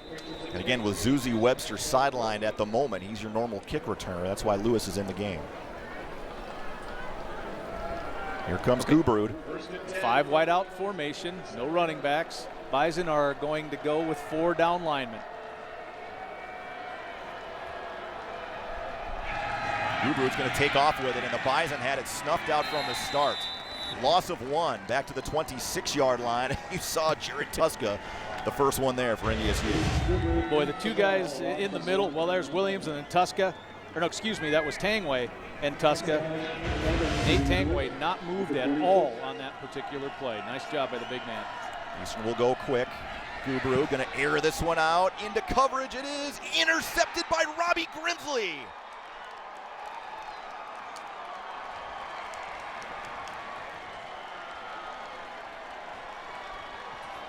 Jalen Allison running stride for stride with the wide out on the high side, and then Grimsley, that ball hung up there a long time for Grimsley to be able to come over and make a play on the ball. You talk about ball skills, that's what Grimsley showed off here. Highest point, pulls it down.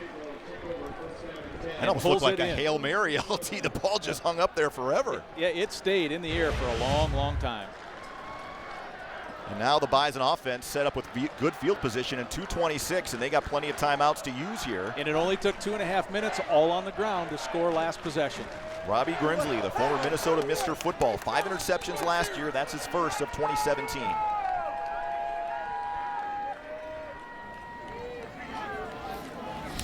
Stick play action this time. He's going to go deep. One-on-one coverage. It is caught at the 15-yard line, or now is it incomplete? Said incomplete as Shepard had it for a moment and then lost it as he went down. Well, that last pass by Gubrud was a poor pass that hung up. This one was a beauty by Stick. He drops it right in there, but the tail end of the play, the ball comes out. Urzendowski, one hand on the ball. Does he control it to the ground? Nope. Boy, it sure looked like he had it there in one hand.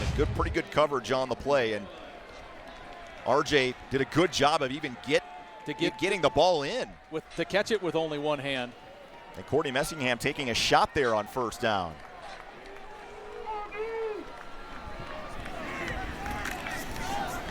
Anderson tiptoes his way, bounces off a couple of guys, and then a good open field tackle by Lewis, and a flag comes in late. Old. Tanner Volson was locked up with Andre Lino back at the 42-yard line. You certainly saw the same thing I did.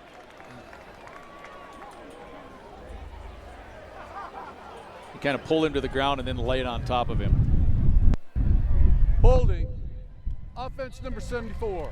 10-yard penalty. Still second down.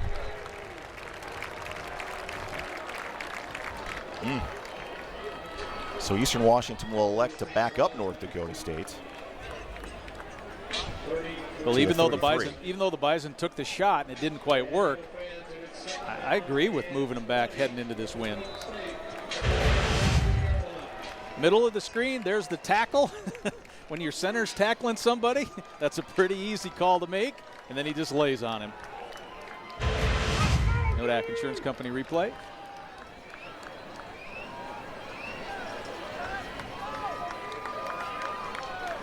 End around, Shepard got a block, got around the edge, and couldn't quite get around the last man that was there to make a tackle, and that was Tyson Prunty, the defensive back, coming in to make the stop at the 33-8-yard line. Now Shepard uses all the red turf to try to turn it up, but he's running so far, so long sideways that there's going to be somebody coming.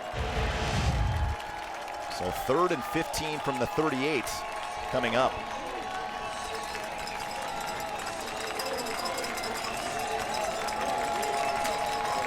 Play clock under 10. Now down to 5. Stick gets it off. Eastern brings extra pressure. Urzendowski right at the sticks as Lewis slipped. We'll see where they give him. It's short. First down progress or not. No, I think he's short. Oh, that's a really good spot.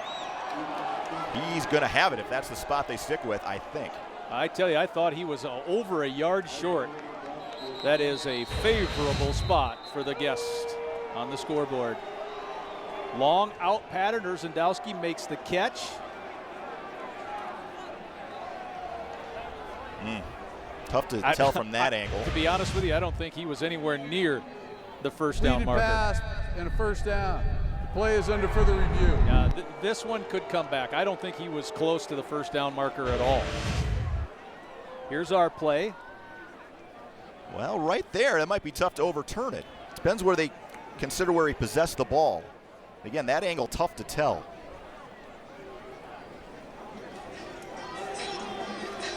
Nice job to go up with his body, make the catch.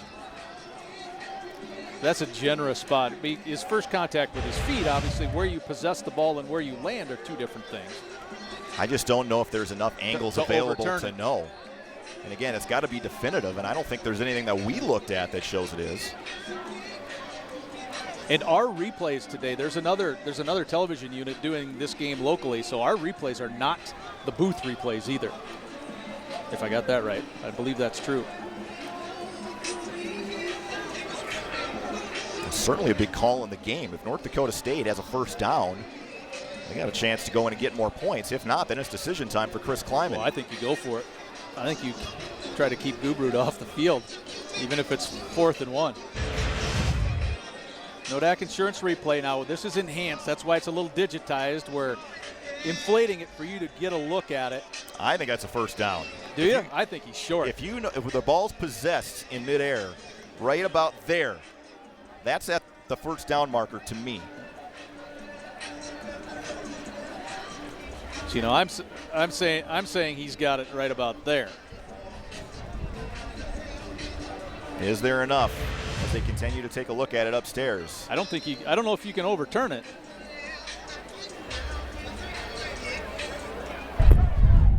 After review, the pass was completed at the 48, then knocked out of bounds, short of the line to gain, therefore to be 4th down.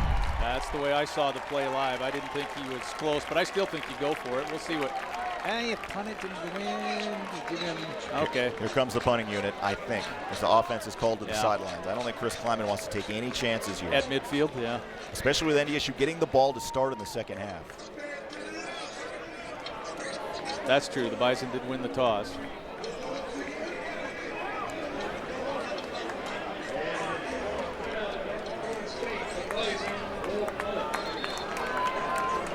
Chris Kleiman wants the clock started, and there it finally goes.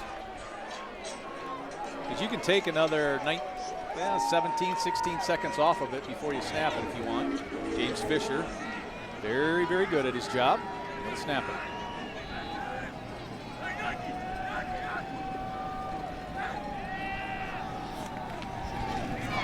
Jackson Kuntz will boot this one over, and Eagle will call for the fair catch at about the 20-yard line.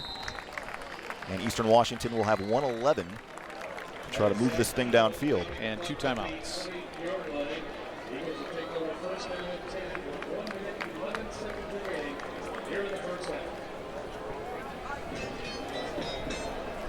Gubrud has cooled off a little bit now, just 7 of 17 for 114 yards and an interception.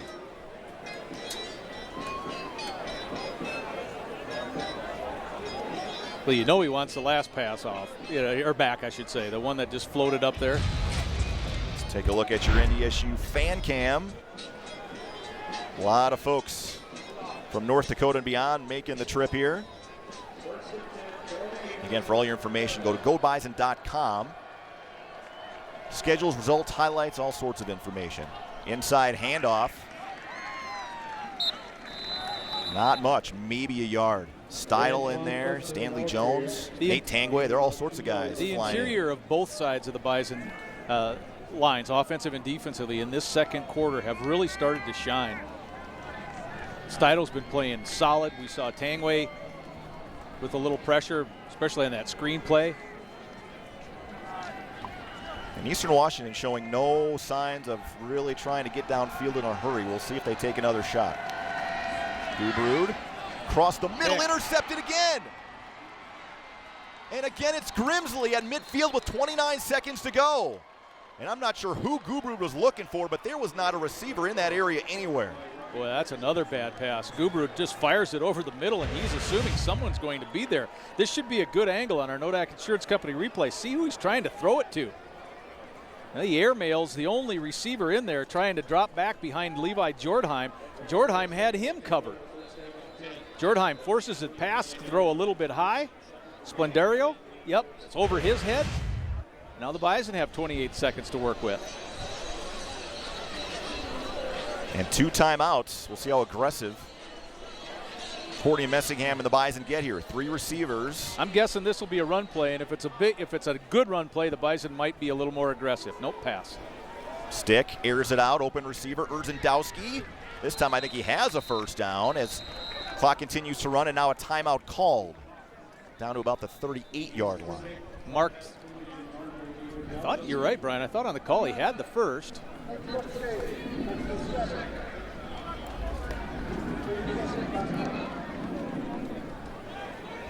Ryan Gellner has a sideline report for us, Ryan. Cam Peterson thinks he's good from about 45 into the wind. That would put the ball at, what, the 27-ish yard line? That's probably where the Bison want to try to get it for any chance of a field goal. Again, Cam Peterson, the Bison kicker, thinks he's good from about 45 yards into the wind. Guys? All right, thanks, Ryan. And Cam, you hope the confidence isn't too shaky after missing the extra point. He has booted another extra point through and connected on a 27-yard field goal earlier. 4 wide in this formation for NDSU.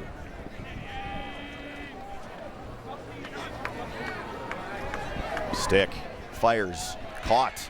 That's the big tight end making the reception, Nate Jensen. His first reception of the season. The Bison will go quick as the clock stops momentarily for the chains to reset, and then Easton Stick spikes it into the ground with 14 seconds to go. No, the chains weren't even close to being reset. I thought they may have stopped it a little bit longer, but Stick spikes it. Just a little stop route out of Jensen. Free release of his tight end position, goes upfield for 11 yards. He stops, Stick hits him, first down. Well, from here, it's about the 45-yard field goal area. What Ryan talked about that Cam Peterson thought he was good through, but I'm sure. I think that wind's a little stronger than that. Play clock down to 4. Stick will throw again. Fires. Oh, another dangerous pass to the outside.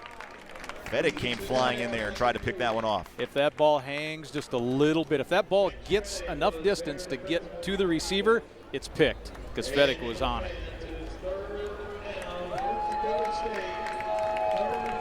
So maybe one more play here before you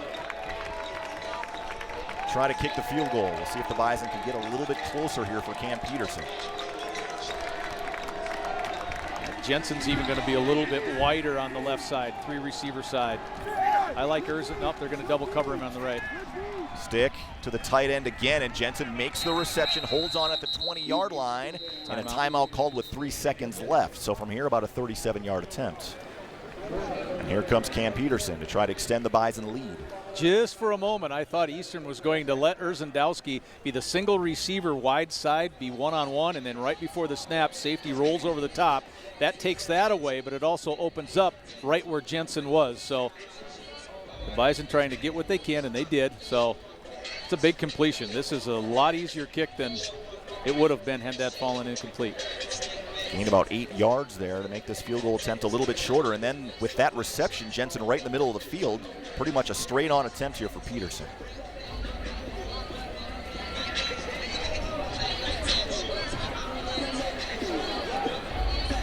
Cole Davis does the holding. We mentioned Fisher's name on the punt. He's the snapper. We'll see if Eastern Washington calls a timeout here. They have a couple to burn if they want to.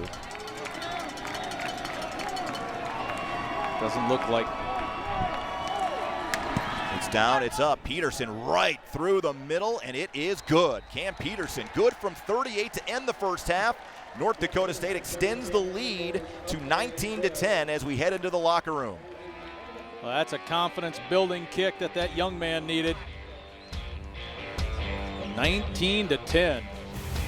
Ryan Gellner is standing by with Chris Kleiman.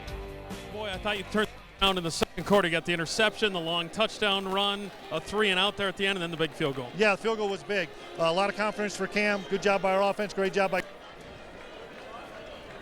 the game. And so I thought we were starting to wear them down a little bit up front running the football. Gubrud's dangerous as heck, so we've got to eliminate the explosive play and keep running the football. All right, thanks. Best of luck in the second half, guys. All right, thanks, Ryan. Just 11 plays run by Eastern Washington in that second quarter. North Dakota State certainly seems to be wearing down Eastern up front, running the football. Let's head to our Proceed halftime report after the break. Alex Egan, Beth Houle standing by to catch you up on highlights and more analysis from here at the first half in Cheney. We'll be back in just a little bit from here at Roos Field in Cheney, Washington. Welcome back here for the start of the third quarter. 19-10, your halftime score. Opening kickoff brought to you by Peterson Farm Seed is through the end zone and out of bounds. North Dakota State will start at their own 25. Ryan Gellner had a chance to catch up with Aaron Best, the head coach at Eastern Washington. Aaron, I thought they flipped the script on you a little bit at the end of the half there. They got an interception, big touchdown run, finished with the field goal. Your thoughts? Yeah, you know, it's one of those deals where momentum kind of shifted in their favor. They ended up passing the ball a few times to get in that scoring position as far as the field goal is concerned. We just gotta keep executing. It's all there. It's a great team we're facing. It's a great game, and we'll see how the chips fall here in the next 30 minutes. Big adjustment you'll make in the second half is? We just got to get on track. You know, I mean, we have some success in a series, and then, you know, we're just kind of off. You know, just whether it be timing or whether it be just a feel or a hole we're missing or a block we're missing. We just, and again, those things are not just due to us. It's a good defense out there too. Thank you for the time. Thank you. That's Aaron Best, the head coach of Eastern Washington. Back upstairs. All right, thanks, Ryan. Gain of 4 yards, but a flag came in late at the 35, so we'll see what that's all about. We should mention right off the bat, too, that Tioli, number 99 for Eastern, is back into the game. Personal foul. Block below the waist. Number 82. 15-yard penalty. Still first down. So that'll back up NDSU to their own 10-yard line, and a 1st and 25 coming up.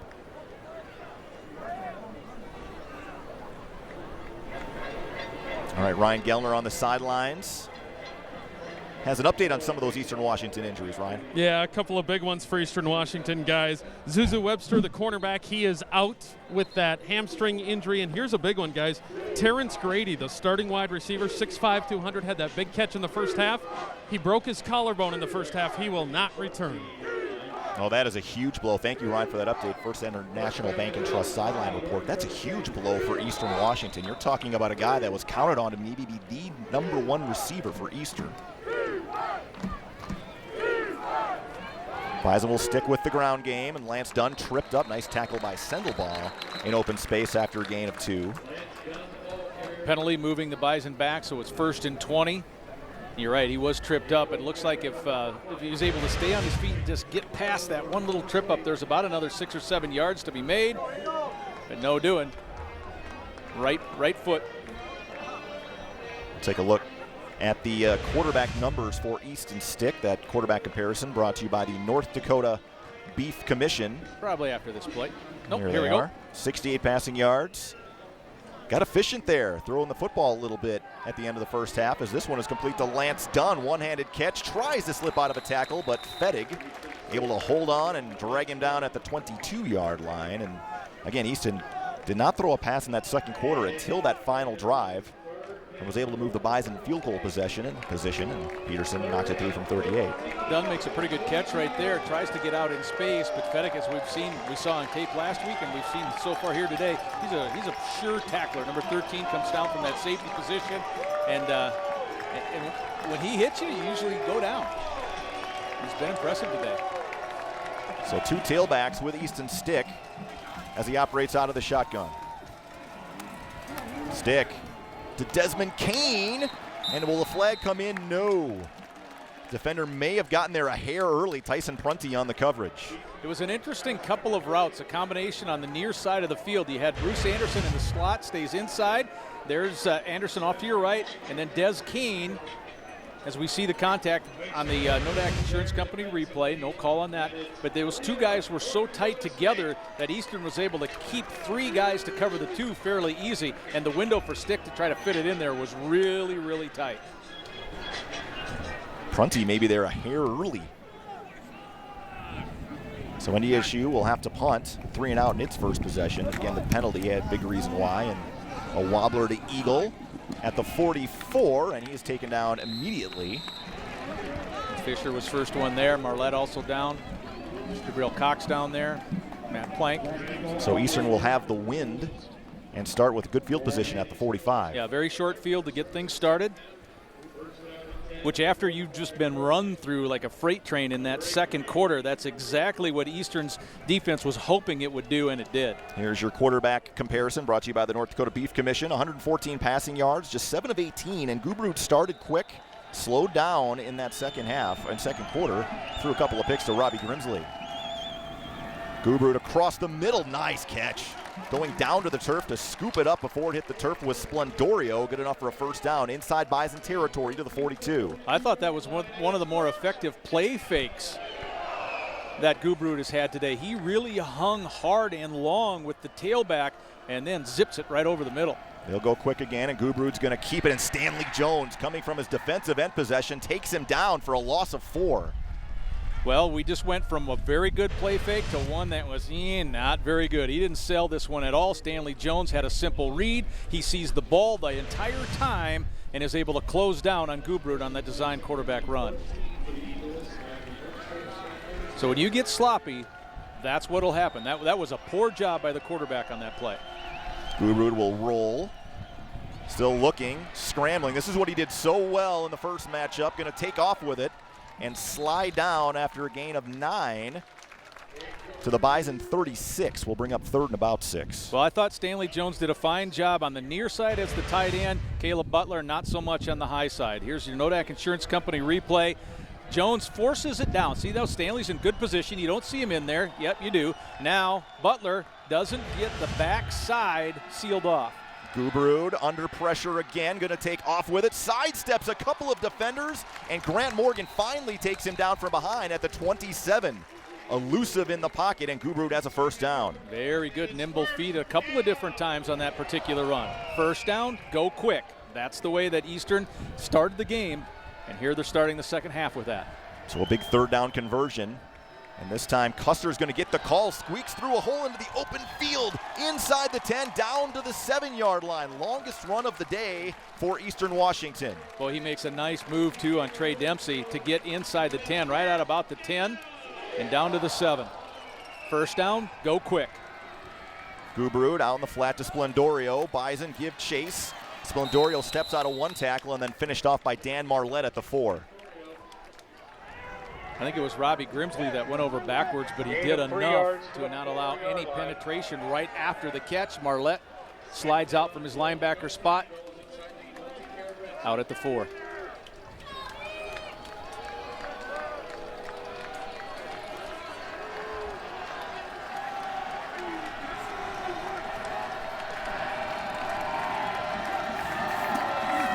Gubrud faded across the middle, and Robbie Grimsley almost had his third pick. The tight end was wide open on his release, but Grimsley got up and almost was able to come up with that. There's the release, 89, wide open, touchdown, no, almost interception. Neither side happy with that play. That was the play before. Yeah, and that's Marlette finishing off the play before. So another big third down. Eastern Washington, 4 of 9 so far today. 5 receivers spread out here on 3rd and goal. Gubrud fires to the corner, incomplete. Jalen Allison in on the coverage. And Eagle, the intended target. And here comes the field goal unit, so the Bison stiffen inside the 10.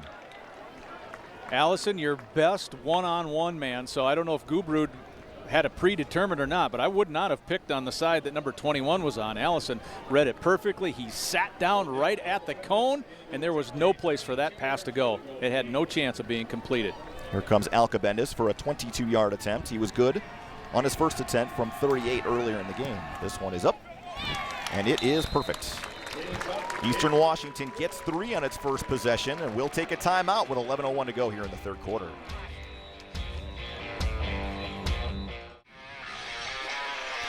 (19-13) your score on the Egg Country Farm Credit Services scoreboard. Eastern Washington getting set to kick off. Ty Brooks deep once again for North Dakota State. Ty really hasn't had an opportunity with that win to try to give it a go here on a kickoff return today. I don't know if this will be his chance or not. I'm going to guess no. The wind has certainly picked up as the game has gone along.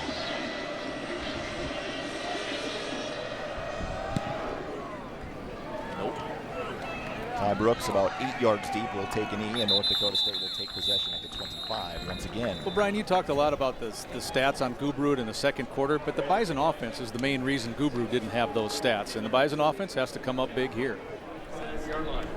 Fans, don't forget, follow. Today's game brought to you in part by Gate City Bank. For a limited time only, receive $700 off your mortgage closing costs. For more details, visit gatecitybank.com/betterhomeloans. Okay, first possession. Number 99 was out there for Eastern. This possession, he is not to start it. So we'll see if NDSU will have some success in that power game or that just surge up the middle.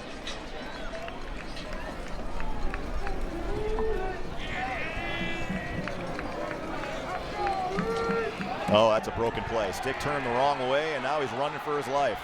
And he'll slide down back at the 13-yard line, a loss of 11. The last possession, it was a penalty that put the Bison in the hole. Nodak Insurance Company replay. Whoops. And either it was Stick or it was on Ty Brooks, who had checked into the game at tailback. Somebody went the wrong way there. That was big time ugly from the get-go. So 2nd and 21 coming up for North Dakota State, who've been backed up here on their first couple of possessions.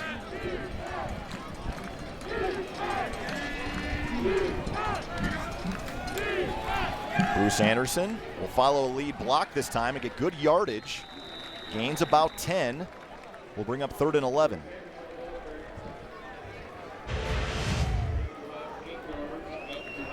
See the pull, your center gets out in front.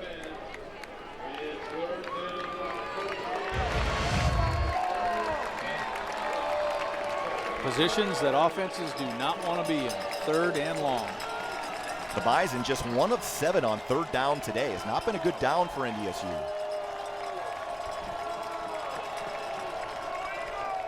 Stick will operate out of the shotgun and throw. Back shoulder fade there as Ilias put on the brakes and came up with a big catch for a 3rd down conversion up to the 38-yard line, and that moves the Sticks. Well, Easton Stick with his best throw of the day. This one had to have some touch into the wind. You need to keep your tight spiral. Look at this, right over the up man. Ilias with the first down. That is a very important first down, in my opinion, for NDSU. Keep their defense off the field, not having to punt into the wind, and allowing Eastern to have a short field again. That was nice. And the first catch for Ilias this season. Play action, naked, roll, and Stick. He can take off and run if he wants to. And now he's going to air it out. He's got a man open downfield. It's Sean Engel, I think. No, it's not. It's the tight end, Nate Jensen. And he comes up with it and hangs on inside the 20. When Stick had to hesitate in the backfield, I didn't know if he would have enough time to get this downfield. Right here, I thought, uh-oh, this play's not going to make it. Stick stayed committed to it. And the bigger thing, too, is Jensen stayed committed to the route. He is getting hit as this ball pulls down. Nice play by the tight end. Tough to see in that end of the field for us. We're down at the 15-yard line where we're set up with our booth on the opposite side of the field, so that is a long way away. Nice catch for Jensen, who's had a few receptions today. He's been a good target for Easton Stick. 3 receptions, 62 yards. Dunn around the corner, room. Lance Dunn. Is he in? No.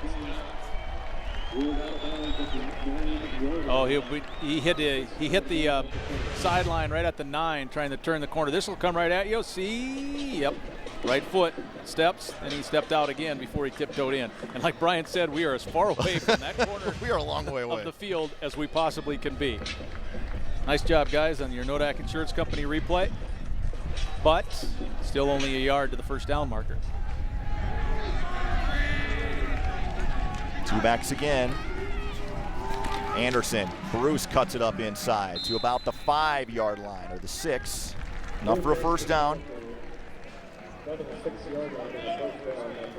We have a ton of game left. We're only halfway through the 3rd quarter, but I tell you, points going into this win may be the determining thing on how this plays out. Strong finish from a strong young man who can run the ball. Now you got 4 cracks to try to get it in. You're going to be shocked, but Easton Stick has thrown for more yardage than Gage Gubrud so far today. I'm shocked. Easton Stick's going to keep it inside the 5, down to about the 2. Delando Tucker, who is in playing for Webster because Webster had the injury, is able to keep Stick just out. He's number 18, just with enough of a trip to keep Stick on the red, not in the black.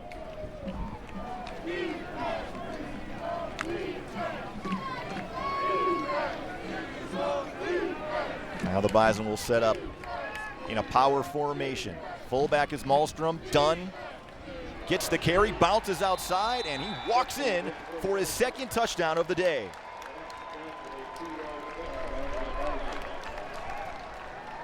Remember this drive when it was 2nd and long and then 3rd and 11, and the Bison were able to convert, and it ends up in the end zone.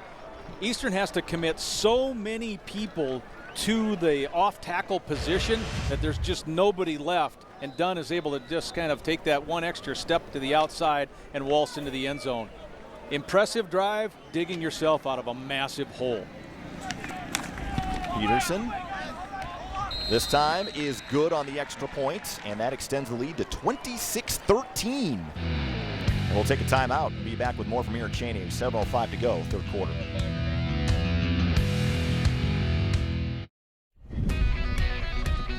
The Bison faithful liking what they see here in the third quarter.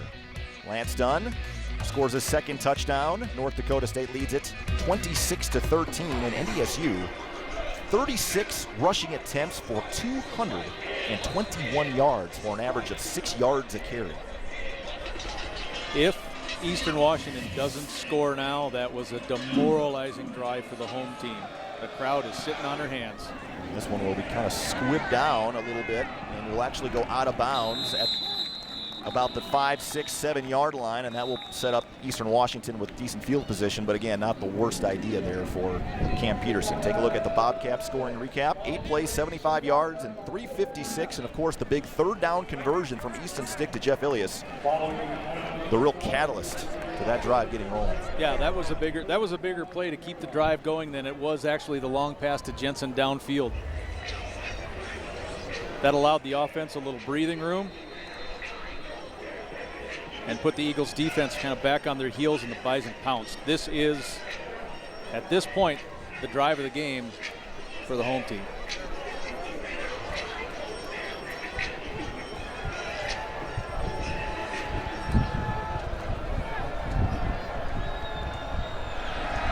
Gubrud fires. Deflected, knocked down. Splendorio, the intended target. Trey Dempsey had pretty good coverage anyway, and they have a man down for Eastern Washington. Oh, they're short at offensive line, too.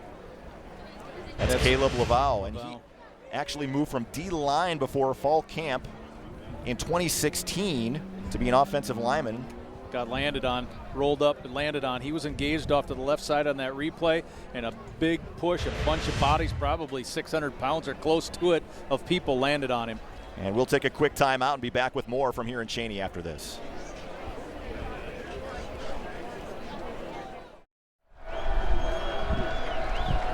Beautiful falls and river in Spokane. Beautiful big sky country out here in Eastern Washington. 26-13, 2nd and 10 coming up here for the Eagles. Custer is going to get the call. Bison give chase. Dan Marlette steamrolls Custer at the 36 for a gain of 1. That's a solid job there by Marlette. That's the reason he's earning more reps and more playing time because, well, not because obviously more of the injury, but he's 225, 230, showing real good speed, not allowing the running back to turn the corner at all. So 3rd and long coming up. Gubrud under pressure, steps away again, and now he goes down and lost the football. Eagles got it back, I think. I don't know, LT. That changed hands at the very end. Anybody's guess now. I thought I saw a black uniform, first man on it. And Gubrud saying he was throwing the football, but it looked like it came out. Dan Marlette was again the guy there that forced the issue, blitzing from his linebacker position. Well, to Gubrud's right, the Bison really came hard, and that was where his initial drop and his initial look came from, was to his right. So Matt Entz, give him the attaboy on that one. He called it right. Well, now it does kind of look like Gubru spiked the ball. When I'm not looking at the replay on our monitor, but on the big screen here in the stadium, it looked like he actually tried to throw the football down. So I don't know if they're going to take a look at this. Yeah, the officials did say that they're going to review it. This is our Nodak Insurance Company review at the tail end of this. Gubru's arm. Ooh, maybe, maybe not.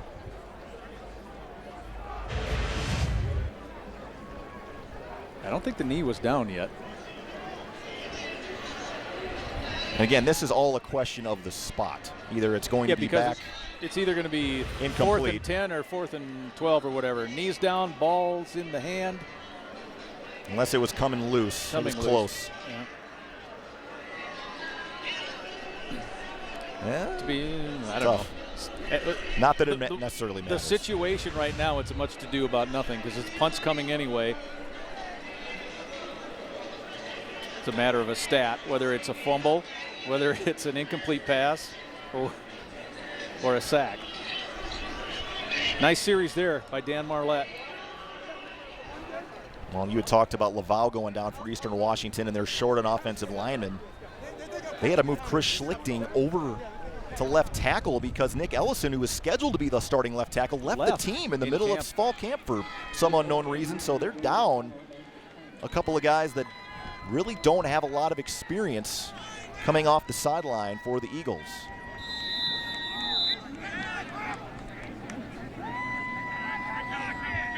So the call was upheld, and it was called a fumble, so the spot remains. Nice high punt. Darius Shepard calls for the fair catch at the 27-yard line. Today's game brought to you in part by Gate City Bank. Gate City Bank has been serving customers and investing in a better way of life since 1923 with 36 locations in 19 communities across North Dakota and western Minnesota.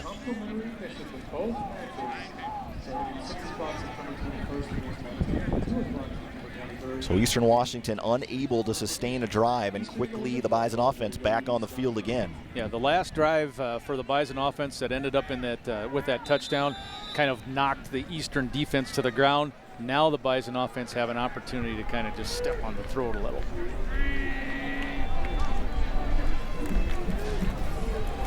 Anderson working off a couple of blocks, stays on his feet again, and another good gain on first down. 9 yards. We've seen power where that guard pulls. This is a zone scheme. This is just basically we're taking man on man. Give your running back an opportunity to find the hole. The Bison stay engaged. They get a little push.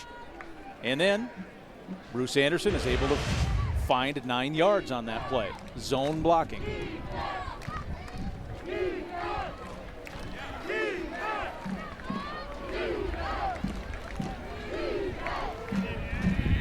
A lot of beef up front, double tight ends again.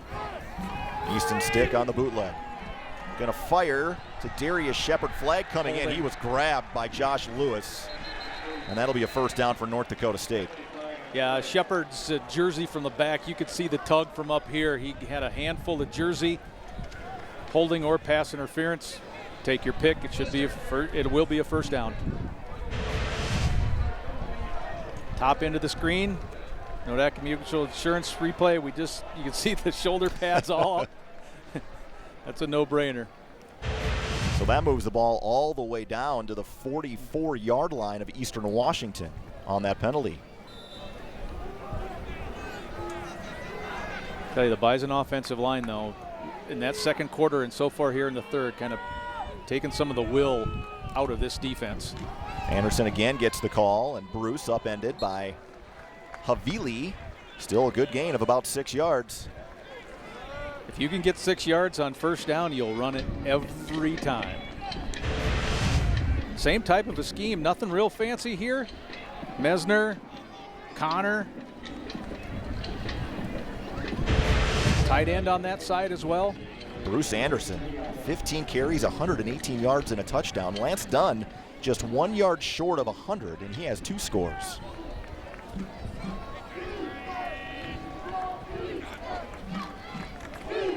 Dunn will get the call here, tries to bubble it out and get around the corner. Pushed out of bounds, a couple yards short of a first down, about the 40. Yeah, it's been that offensive left side, defensive right side. And another player for the Eagles down. And that's the backup tackle, Ledbetter. And he's the guy who came in and took a lot of snaps after Tioli had an injury. So that's 2 injuries from the same position. Body's getting thin up front for Eastern Washington. Ground and pound. That is what NDSU has done to take control of this game to this point. Ledbetter will jog off under his own power, which is good. I know you can have those 5 wide and sling the ball all over the place, but 6 yards on first down, that's a thing of beauty in the Bison offense. And to see that surge in the second and the third quarter from the offensive line, Bison getting it done. We'll see if they can do it again here in 3rd and 1.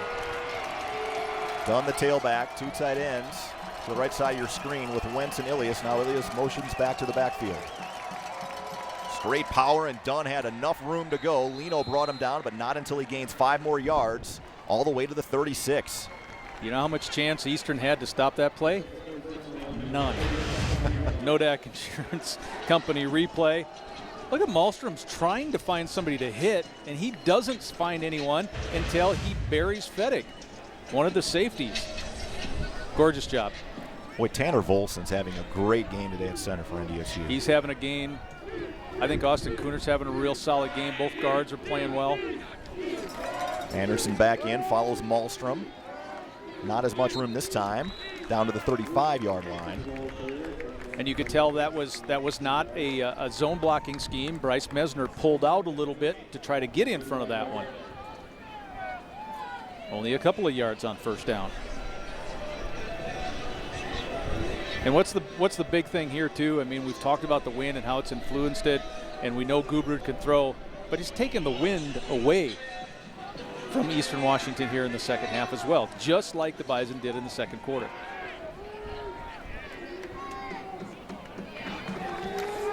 Play action this time for Stick. Time in the pocket now, running out of time. And he goes down as he's swarmed under for a loss of about 2 to the 37. I thought Jonah Jordan was probably the first man there for the Eagles, number 91. Bruce Anderson getting up a little. Hobbling just a bit on his way to the sideline. Little gimpy. Again, the Bison lost running back Damaris Purifoy for the season with an ACL tear last week. Adam Cofield still not quite healthy either. There's another running back, just a redshirt freshman on the Bison roster, so they're down to about 3 backs this week. 3rd and 10. Stick finds a wide open Shepard. And Shepard has a first down to the 25-yard line, and the Bison move the chains again. NDSU flooded the right side. All 3 receivers were to the wide side of the field. Nodak Mutual Insurance replay. Stick does a nice job with his feet, keep the play alive, feels the pressure, and then after Kane kind of clears down the field with some help on the right side, Shepard's able to sit right at the first down marker, turn it upfield, get a couple of more, and the Bison keep the ball. Josh Lewis coming in to make the tackle. But NDSU continues to possess the football, now approaching 400 yards of total offense. Ty Brooks, that time taken down by Hoffman as he came up from his safety position to make the stop after a gain of 1. That's back-to-back times now on first down that Eastern has been able to do really good things. This time only allowing a yard, last time allowing 2 yards, but the Bison come up with a big 3rd down play. You know, we've seen Daniel Polanski, number 15, gets extended reps for NDSU. And again, the former walk-on from Griglegatsky High School in northern Minnesota. Double tight end has been effective today. Dunn, boy, nice move around a couple of Eagle defenders, just split right between them and was able to get what he could up to the 20. He does that better than any other NDSU running back. That stick the foot in the ground, turn upfield, square your shoulders, get what you can. Here on the Nodak Insurance Company replay, here's what I'm talking about. That move right there. Quick little stutter step, bypass 1, I mean, there was nothing there until he makes that move. So another third down coming up here for North Dakota State. But the Bison are going to take the entire third quarter and the wind away from the Eagles. Now two tight ends split out to the near side of your screen. Stick fires, caught again. Boy, those tight ends have been a big target, and it's going to be a first down, and I believe it's Jensen that comes up with another catch. It is Jensen. He had a catch earlier this day similar to that. It's kind of a stick route. You run out, find that first down marker, set down in a little bit of a window between two players. First down, and the Bison are going to get to the quarter with a doubled up lead. Good effort on the backside of that by Jensen to get the first. And that will take us to the end of that third quarter. And it's the fourth quarter, so hold up your 4 because it's the 4 for 4 from PetroServe USA. Get a pizza, 2 cookies, and a drink for $4 at all 22 PetroServe USA locations. Back with the final 15 from here in Cheney coming up.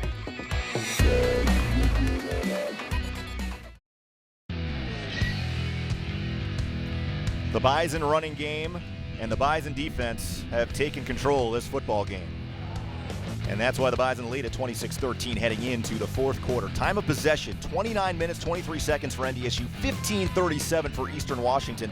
And I know we've talked a lot about the ground game. They deserve the credit. But how about the job the defense has done? Gage Gubrud, 9 of 23 for 130 yards and 2 picks. He has just not been able to get on track today. Bison with their second long drive of that third quarter. Here now in the beginning of the fourth, trying to close it out. 15 yards to go.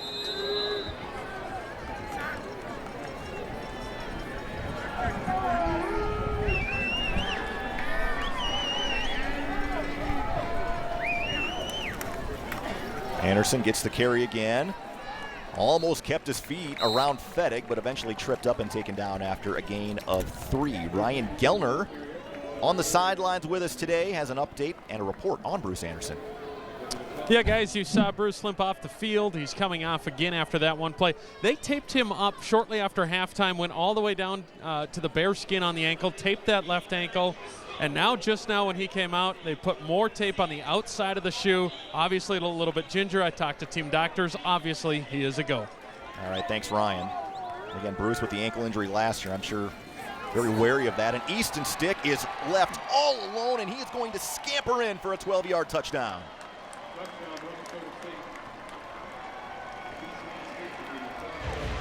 Well, one of the decisions that Coach Messingham and the offensive staff have to make is when are you going to use Easton Stick in the running game? And you use it when you really need it. Down here in the 15-yard untouched touchdown. But that's one of the decisions as the year goes on, is how many hits do you want Stick to take? There he takes none on that play fake quarterback keeper. North Dakota State as a team, 4 rushing touchdowns as the extra point is booted up and through from Peterson. And they have 261 yards on the ground today.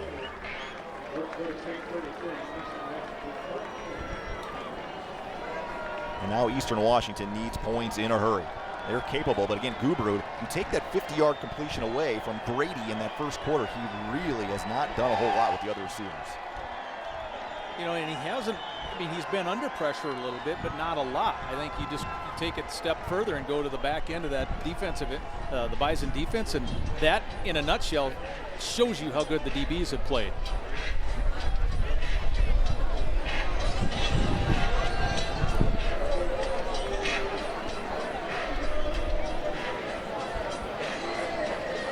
And Garrett Wegner is actually going to come on and kick off on this possession for North Dakota State.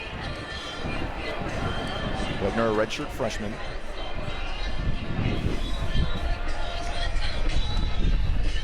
Out of Lodi High School in Wisconsin.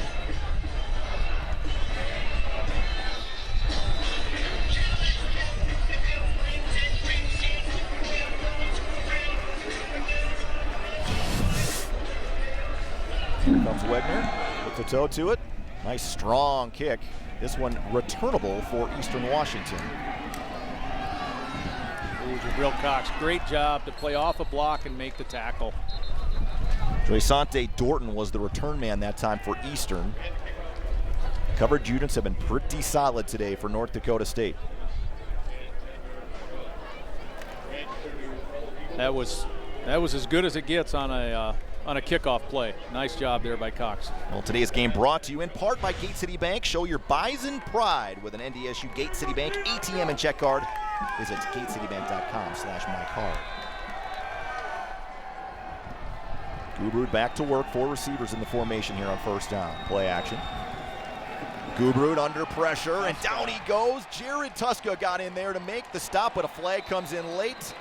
And I'm guessing they might get Tuska for going to the head. They may have gotten a face mask or something up top there. He had both hands on him, took him down, but something up around the helmet. Personal foul, face mask, defense, number 93. 15-yard penalty for the previous spot, first down. I didn't see it on that angle. I did not see that on the replay. Okay. Well, a break for Eastern Washington moves them out to the 35.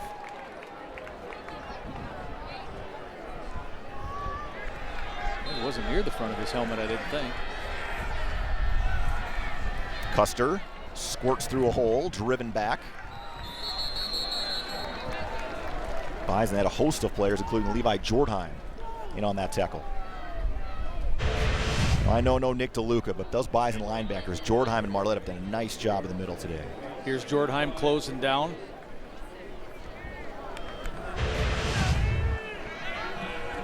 Former walk-on from Dickinson. Gubrud going to air this out. One-on-one coverage for Jalen Allison. And that pass incomplete. Johnny Edwards, the intended target, a true freshman out of Pasadena, California. A little hesitation move. Allison bit a little harder on it than he would have wanted to. Gets him behind the 8 ball. And when you're a DB and you see a guy with a good step and a half on you and that ball sails over the receiver's head, dodged one. Bison bringing a little bit of pressure this time and some contact in the secondary. I don't see a flag coming in. I was reaching for mine. I thought he hit him early. The Bobcat game recap. There's a look at Jalen Allison, junior corner out of Papillion, Nebraska. 4th and 5. Offense is out there. A 12-play drive that last time for North Dakota State that ate up over 6 minutes on the clock as Easton Stick took it in, untouched, 12 yards for the score.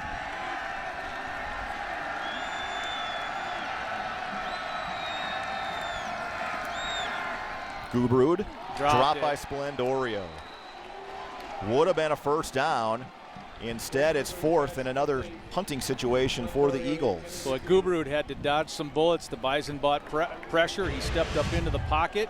There is pressure coming from both sides and up the middle and right in the breadbasket. Again, that was an issue last week at Texas Tech, especially in the first half. Those receivers, again, they weren't all perfectly thrown balls, but very catchable footballs. Might take a little time for the chemistry to adjust, and will take a timeout as North Dakota State will take over possession again, leading by 20, 13-16 to go, 4th quarter.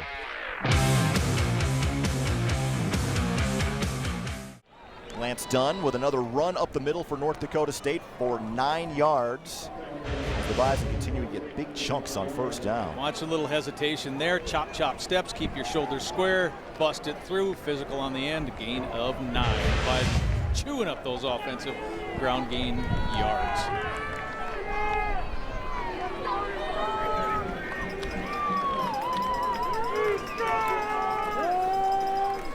No more room for Lance Dunn in the clear. His 3rd touchdown of the day.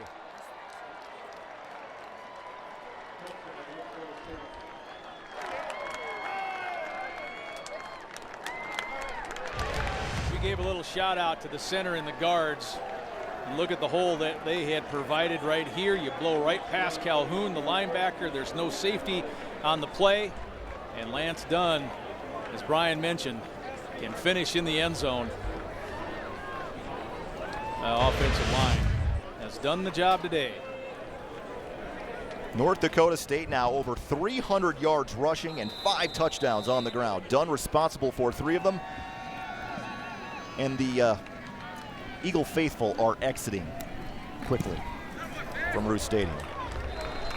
Extra point is good. It is 40-13 with 12:32 to go. You know, Brian, last week against Mississippi Valley State, the Bison churned out all those yards at 683, 498 rushing yards, and you just thought, yeah, big deal because that's against Mississippi Valley State. This is a lot more impressive. Look at Dunn right in the heart of it. Kunert with a good block. Luke Bacon. Bacon, number 71, also getting out in front. And Bacon celebrating along with Malmstrom and his quarterback. And Luke Bacon, one of those guys that they're going to shuffle around. He pretty much knows every position on the offensive line except center. Might see him at left tackle, left guard, right tackle, right guard. Remember in the early days of Joe Haig when he was getting his reps, kind of spot reps and wherever, going just like you said, left side, right side, tackle, guard. Well, that's kind of what Bacon's doing right now. He is playing multiple positions, and they're helping the Bison score their 40 points now.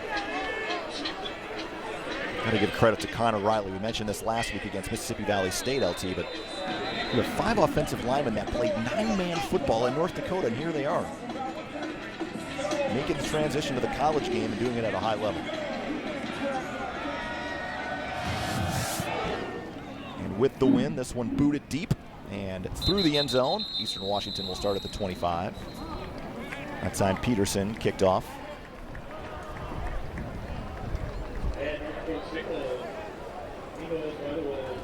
Well, now with your Eastern, and you've got 10 points on the board last week. You've only got 13 this week.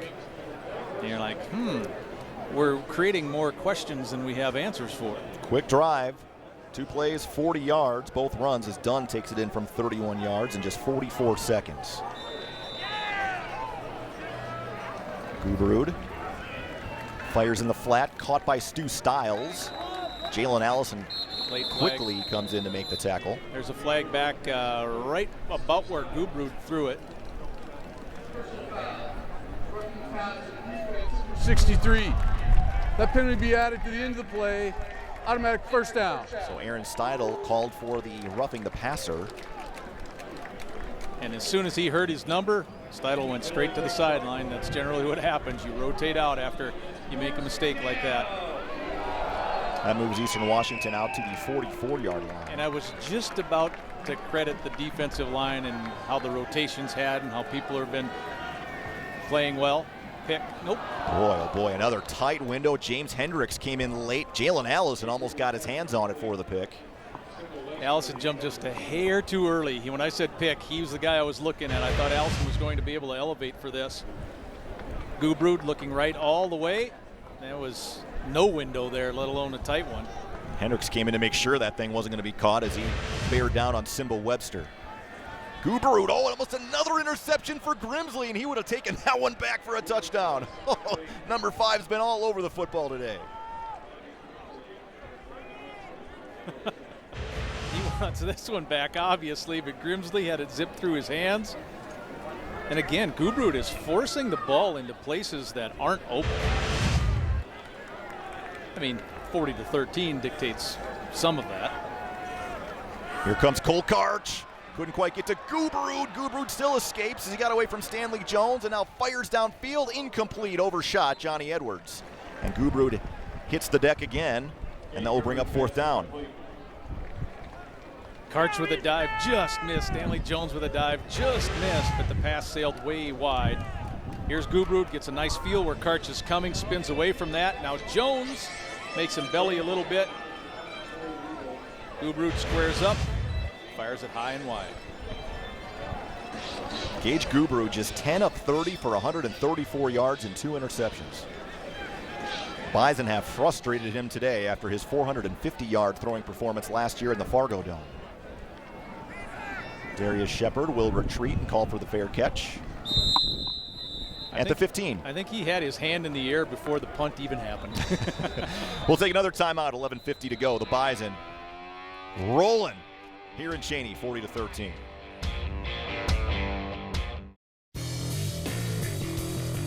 The North Dakota State offense back on the field at their own 15. And we're sure to see a steady dose of the running game here down the stretch with 11:50 to go.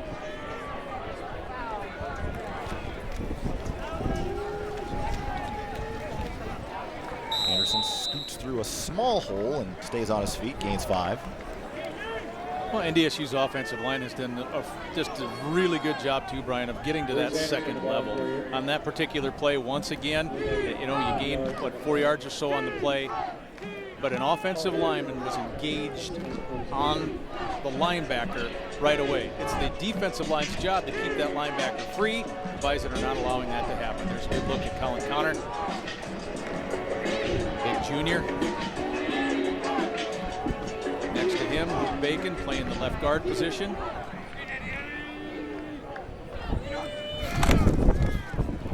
Anderson again bounces around, stays on his feet as another first down to the 31. Bison playing so many tight ends. We saw Ben Ellefson leading the way that time. Hudak Insurance replay. Connor gets a little scoop. Coonert in on a block. That offensive line, again, I'm just going to, you go back to the way the center and the 2 guards have played. I thought that, and of course the injury that happened to the big guy, but it all kind of happened at the same time. When the interior took over, he was out of the game, and the Bison just far the superior physical team again today.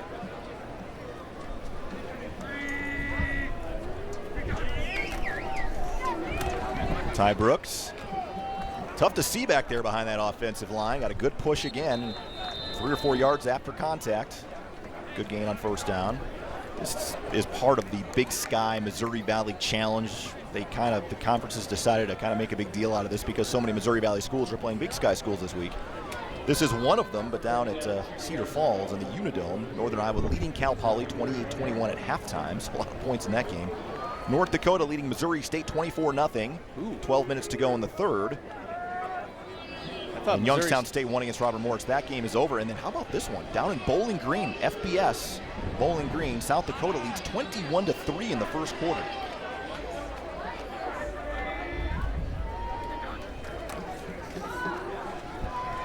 Brooks. Oh, he's elusive. He did get tripped up. That time it was Hoffman coming in to make the stop after a gain of a couple. Tennessee, by the way, 25th ranked, leading Indiana State 35-7. In the film room, they may ask Brooks to try there to cut it up and get what he can get. Trying to bounce it twice and then turn and go up, it's really tough to do. So 3rd and 5 coming up as we tick down towards 9 minutes to go in the football game. North Dakota State well on their way to moving to 2-0. A bye week coming up for the Bison, and then Robert Morris coming to town before conference play begins on September 30th against Missouri State in the homecoming game at the Fargo Dome. 1 o'clock kickoff at the Dome. I think Bison took time out. Well, then you talk about for Eastern, I mean, they've got to go all the way to New York and play Fordham now next week after getting beat up 2 weeks in a row. Well, today's game brought to you in part by Gate City Bank, and for a limited time only, receive $700 off your mortgage closing costs. For more details, visit gatecitybank.com/betterhomeloans.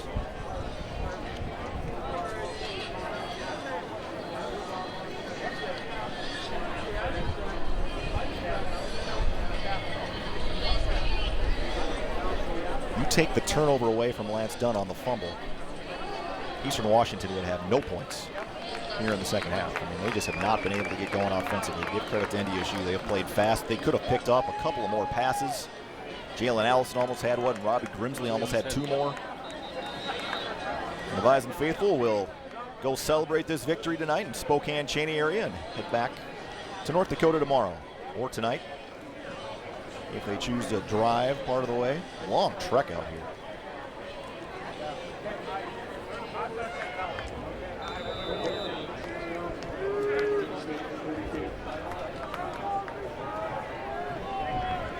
Stick out of the shotgun. Here comes the blitz. Bison pick it up. And again, it's Jensen for a first down. Well, how good has Nate Jensen been today in the passing game? That's already his 5th reception today. When what? Is that the 3rd or the 4th one that has gone for a first down? That might be 4 of them that have gone for first downs, or maybe all of them. Not bad coverage that time from Hoffman, but Easton Stick putting it in the right spot. multiple blitzers on that particular play, and you kept your quarterback clean and your tight end enough time to get about 11 or 12 yards downfield. Jensen from the same hometown as Brock Jensen, Wapaka, Wisconsin. Same last name, so they're related, right? No. Another hole that somehow Bruce Anderson was able to squeak through and pick up 8 yards across the 45.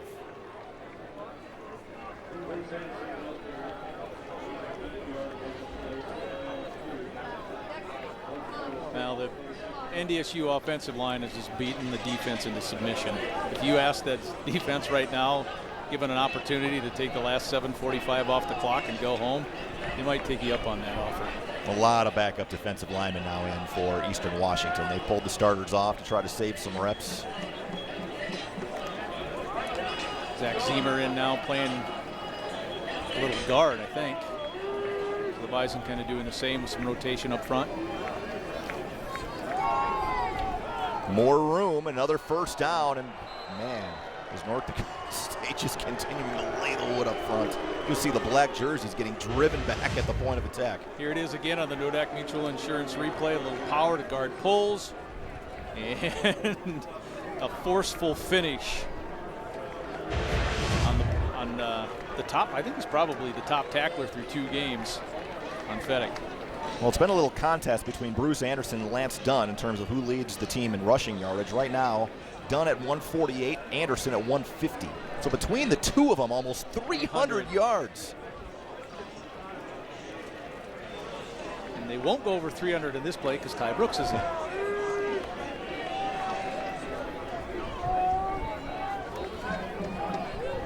Ty Brooks has more room and tries to lunge ahead. I think it was lesson learned after Ty tried to bounce that last carry twice. He went over the sideline. He was being talked to, and there he was able to get an initial probably 7 yards or so. Contact was coming. He made the contact, stayed square, got 9 yards instead of tried to break it big by bouncing it to the outside. I think that's lesson learned. Hoffman making another tackle, and the 2 safeties have been really busy in the tackle department for Eastern, both Fettig and Hoffman. And that's a recipe for getting your butt kicked.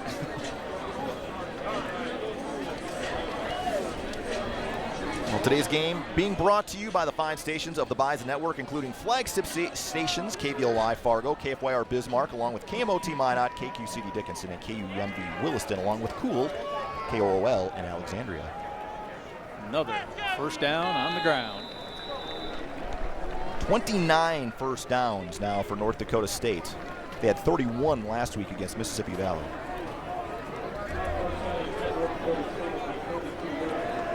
And again, Mississippi Valley State, we knew that that wasn't going to be a game. This one, you felt, defensively, obviously, that, Eastern came in with much more than the Delta Devils did, and the Bison have pounded that right out of them, too. Total yardage, 504 to 204. And so far, the 500 yards this week, much more impressive than the nearly 700 yards gained last week.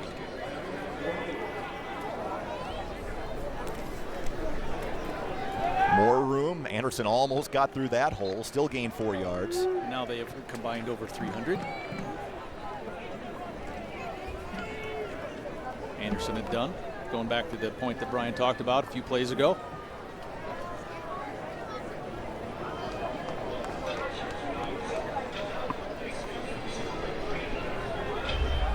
Under 5 to go from here in Cheney, and again, a lot of folks wearing red making their way to the exits. I was just trying to make a quick checklist of position groups for NDSU, and if there was one position group where you would say underperformed today, the answer is no. Every position has been pretty solid all day long for NDSU. Power straight ahead, another 10 yards. Well, these defensive linemen have to be getting sick of this over and over and over again, just pounding it up the middle.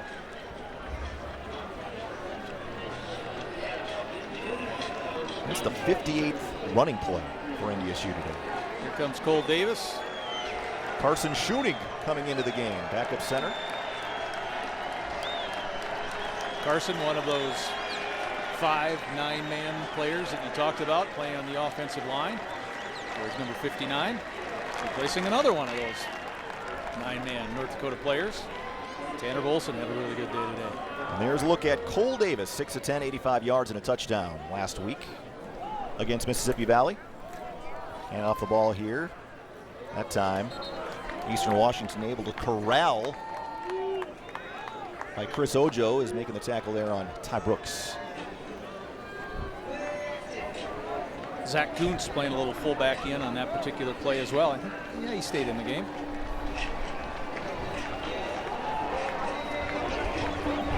Again, the Bison without Brock Robbins today.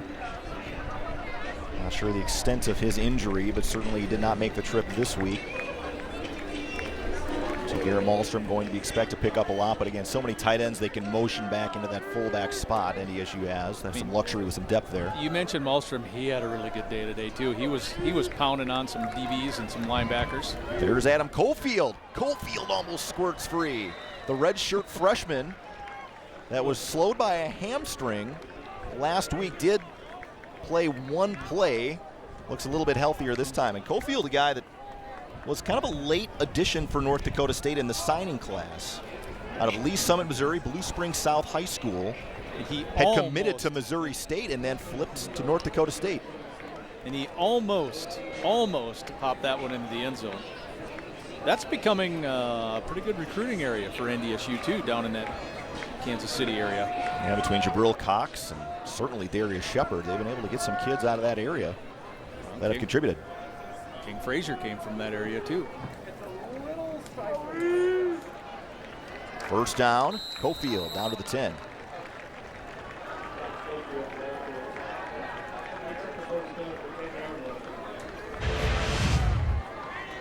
Well, this copyrighted broadcast is property of North Dakota State University. Any rebroadcast, reproduction, or distribution without the consent of NDSU is strictly prohibited.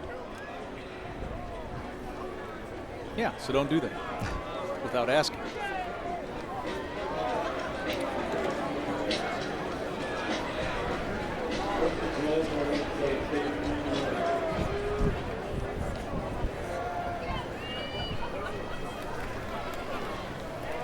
Cofield slipped out of one tackle, and Cofield is still going down to the 5-yard line. Nice run for the redshirt freshman.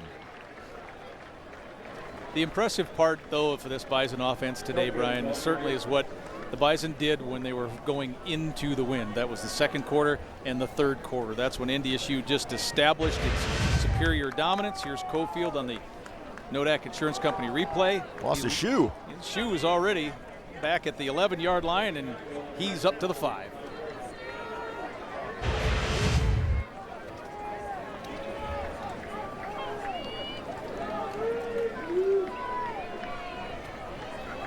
Under a minute to go from here in Cheney.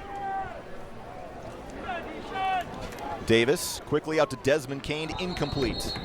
Forward pass.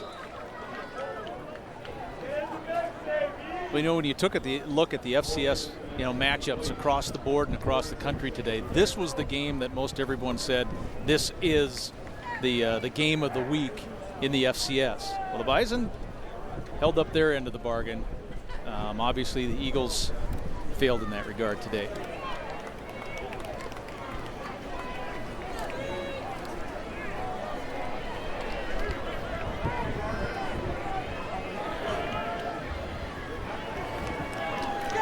Back to the ground, Cofield back in there, got his shoe back on.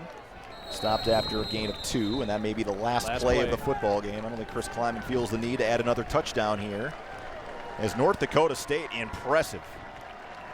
They roll to a victory by 27 over a national semifinalist from last year in Eastern Washington to move to 2-0 on the season, 40-13 the final. It's the type of games that in the last half a dozen years NDSU fans have gotten used to, watching them grind and grind and grind the other team down to the point where there's nothing they can do about it. 498 rushing yards last week, 375 more this week as NDSU hits the bye, feeling pretty good about itself at 2-0.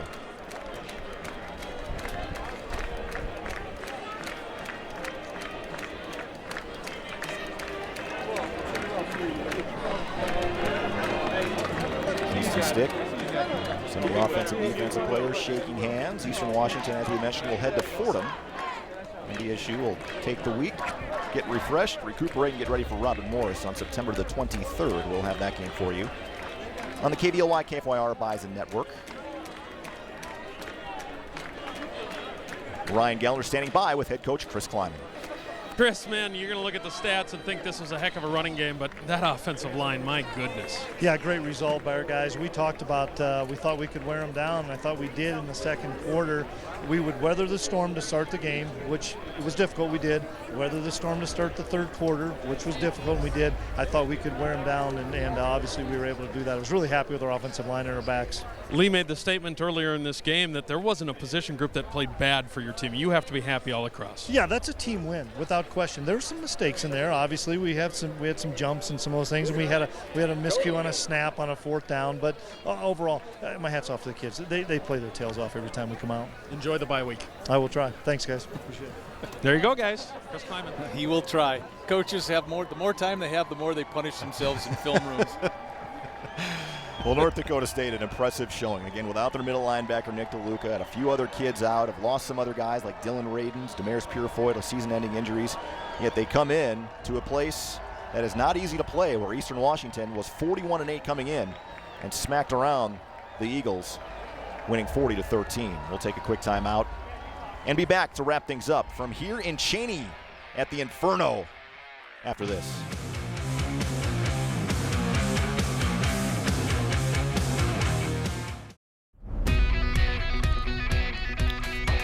Brian Sean Lee Timmerman back with you here from Cheney, Washington. 40-13 is your final as North Dakota State cruises to a 27-point road victory here this afternoon, improves to 2-0 on the season. There's a lot of things you can say about this game, LT, but the second half dominance from North Dakota State was completely evident. The time of possession shows that. 25 minutes to 5 minutes in terms of time of possession for North Dakota State. And again, it started in that second quarter when the Bison were into the win for the first time, kind of took whatever air that Eastern had out of it, and then just stomped on them on a couple of really nice third down pickups. If you remember back, those were the critical plays of the game, those third and longs that the Bison got on a couple of touchdown drives in that third quarter, and then Eastern was done. Let's take a look at your final stats, brought to you by the North Dakota Certified Seed Producers. For the second week in a row, lopsided. The score, of course, but the 532 to 204, and then the passing yards with Gubrud, he was only 10 of 30 passing, one of the best quarterbacks in the country. Missed on 20 of his passing attempts today and only had 134 yards passing, and of course over 300 yard dominance on the rush, and the time of possession is it is what it is. You kicked them. If you're the Bison, you kicked them all over the place, and then you kicked them a little bit more, and then at the end it was just fun because they didn't even want to try to fight back. They were used to getting kicked. Gubrud in the second half, 3 of 12 for 20 yards. So North Dakota State took Eastern Washington out of their element and completely shut down the Eagles' offense en route to the victory. And, you know, LT, for North Dakota State, you can go back and look at a lot of different players, plays, but overall, as you and I mentioned, you got to be happy with the way the young kids stepped into some new roles and really excelled on a big stage today. Able to build some of that depth and rotate. They rotated on the offensive line. This was before the game was, as lopsided as it was. And in the defensive line, again, rotation, kept fresh, rotation. Gubrud, they kept at him. They didn't knock him down a bunch, but they kept at him. And some of that depth of where it matters up front on both sides of the ball really played a huge part in the game today. And you could really tell that Eastern Washington offensively is still trying to get into a rhythm. Again, the new offensive coordinator, new head coach. There's a lot of new pieces in the receiving corps. Eastern Washington maybe in October, November better than they're going to be in certainly August and September just because of all the news, especially on the offensive side of the ball. At times today, last week we saw the same thing when we watched the tape, and today as well. Then the term I'm going to use is looked lost. They looked lost at opportunities. Gubrud under pressure just a little bit, and then he didn't have his go-to guys. Where's number 10? Where's Bourne? Those guys aren't here anymore. He would throw to a spot. The spot wasn't quite there. He tried to really force the ball into some windows that didn't exist, but by that time the game was over. He had to try something. But yeah, they've got a lot of work to do on the offensive side, and I thought Eastern's offense would look much better today than it did last week, and that's not the case. Lost in all this is the performance from Easton Stick. Again, not asked to do a lot, only threw the ball 20 times, but completed 13 of them and had some big third down conversions. And we talk about efficiency in the passing game, and I think Courtney Messingham probably liked what he saw there, at least on that end of it. And Nate Jensen getting open for some of those big first downs. And again, I'm trying to think of a pass that Jensen caught that wasn't for a first down today. It might not have happened, or he might have been 4 or 5. I don't know. It's pretty close. Yeah, 5 receptions, 75 yards for Jensen. Darius Shepard had 3 catches, 33 yards. Urzendowski 3 catches as well. As North Dakota State spreads it around, gets a lot of different guys touches of the football today as well. We'll be back to wrap things up from here in a moment and have your Nodak Insurance Company Player of the Game. That's next on the KVOI KFYR Bison Network.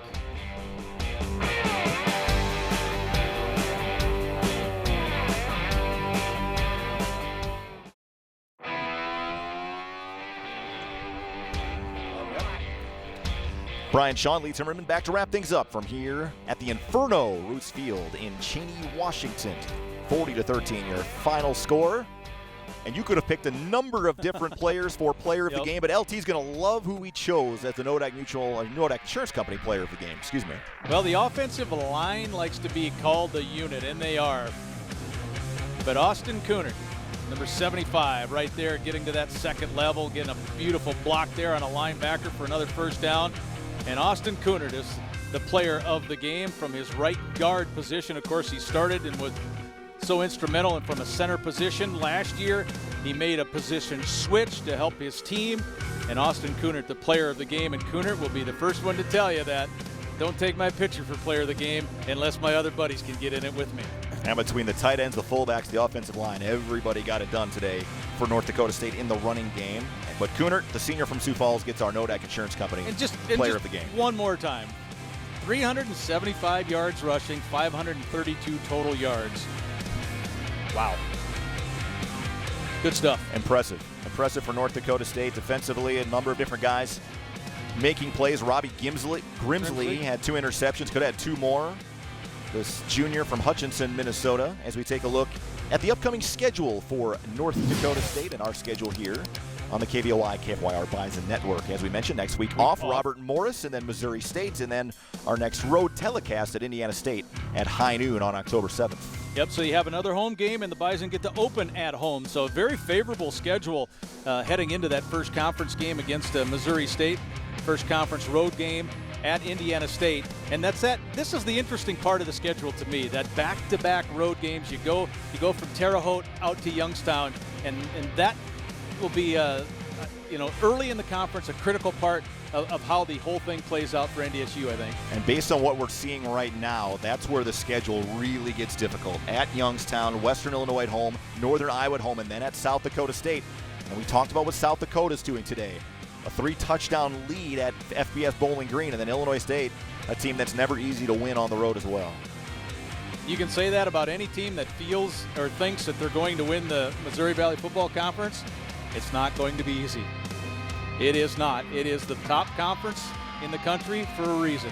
There's a number of good teams in it. But this win definitely helps North Dakota State when you start thinking about postseason rankings and seedings and all those sorts of things.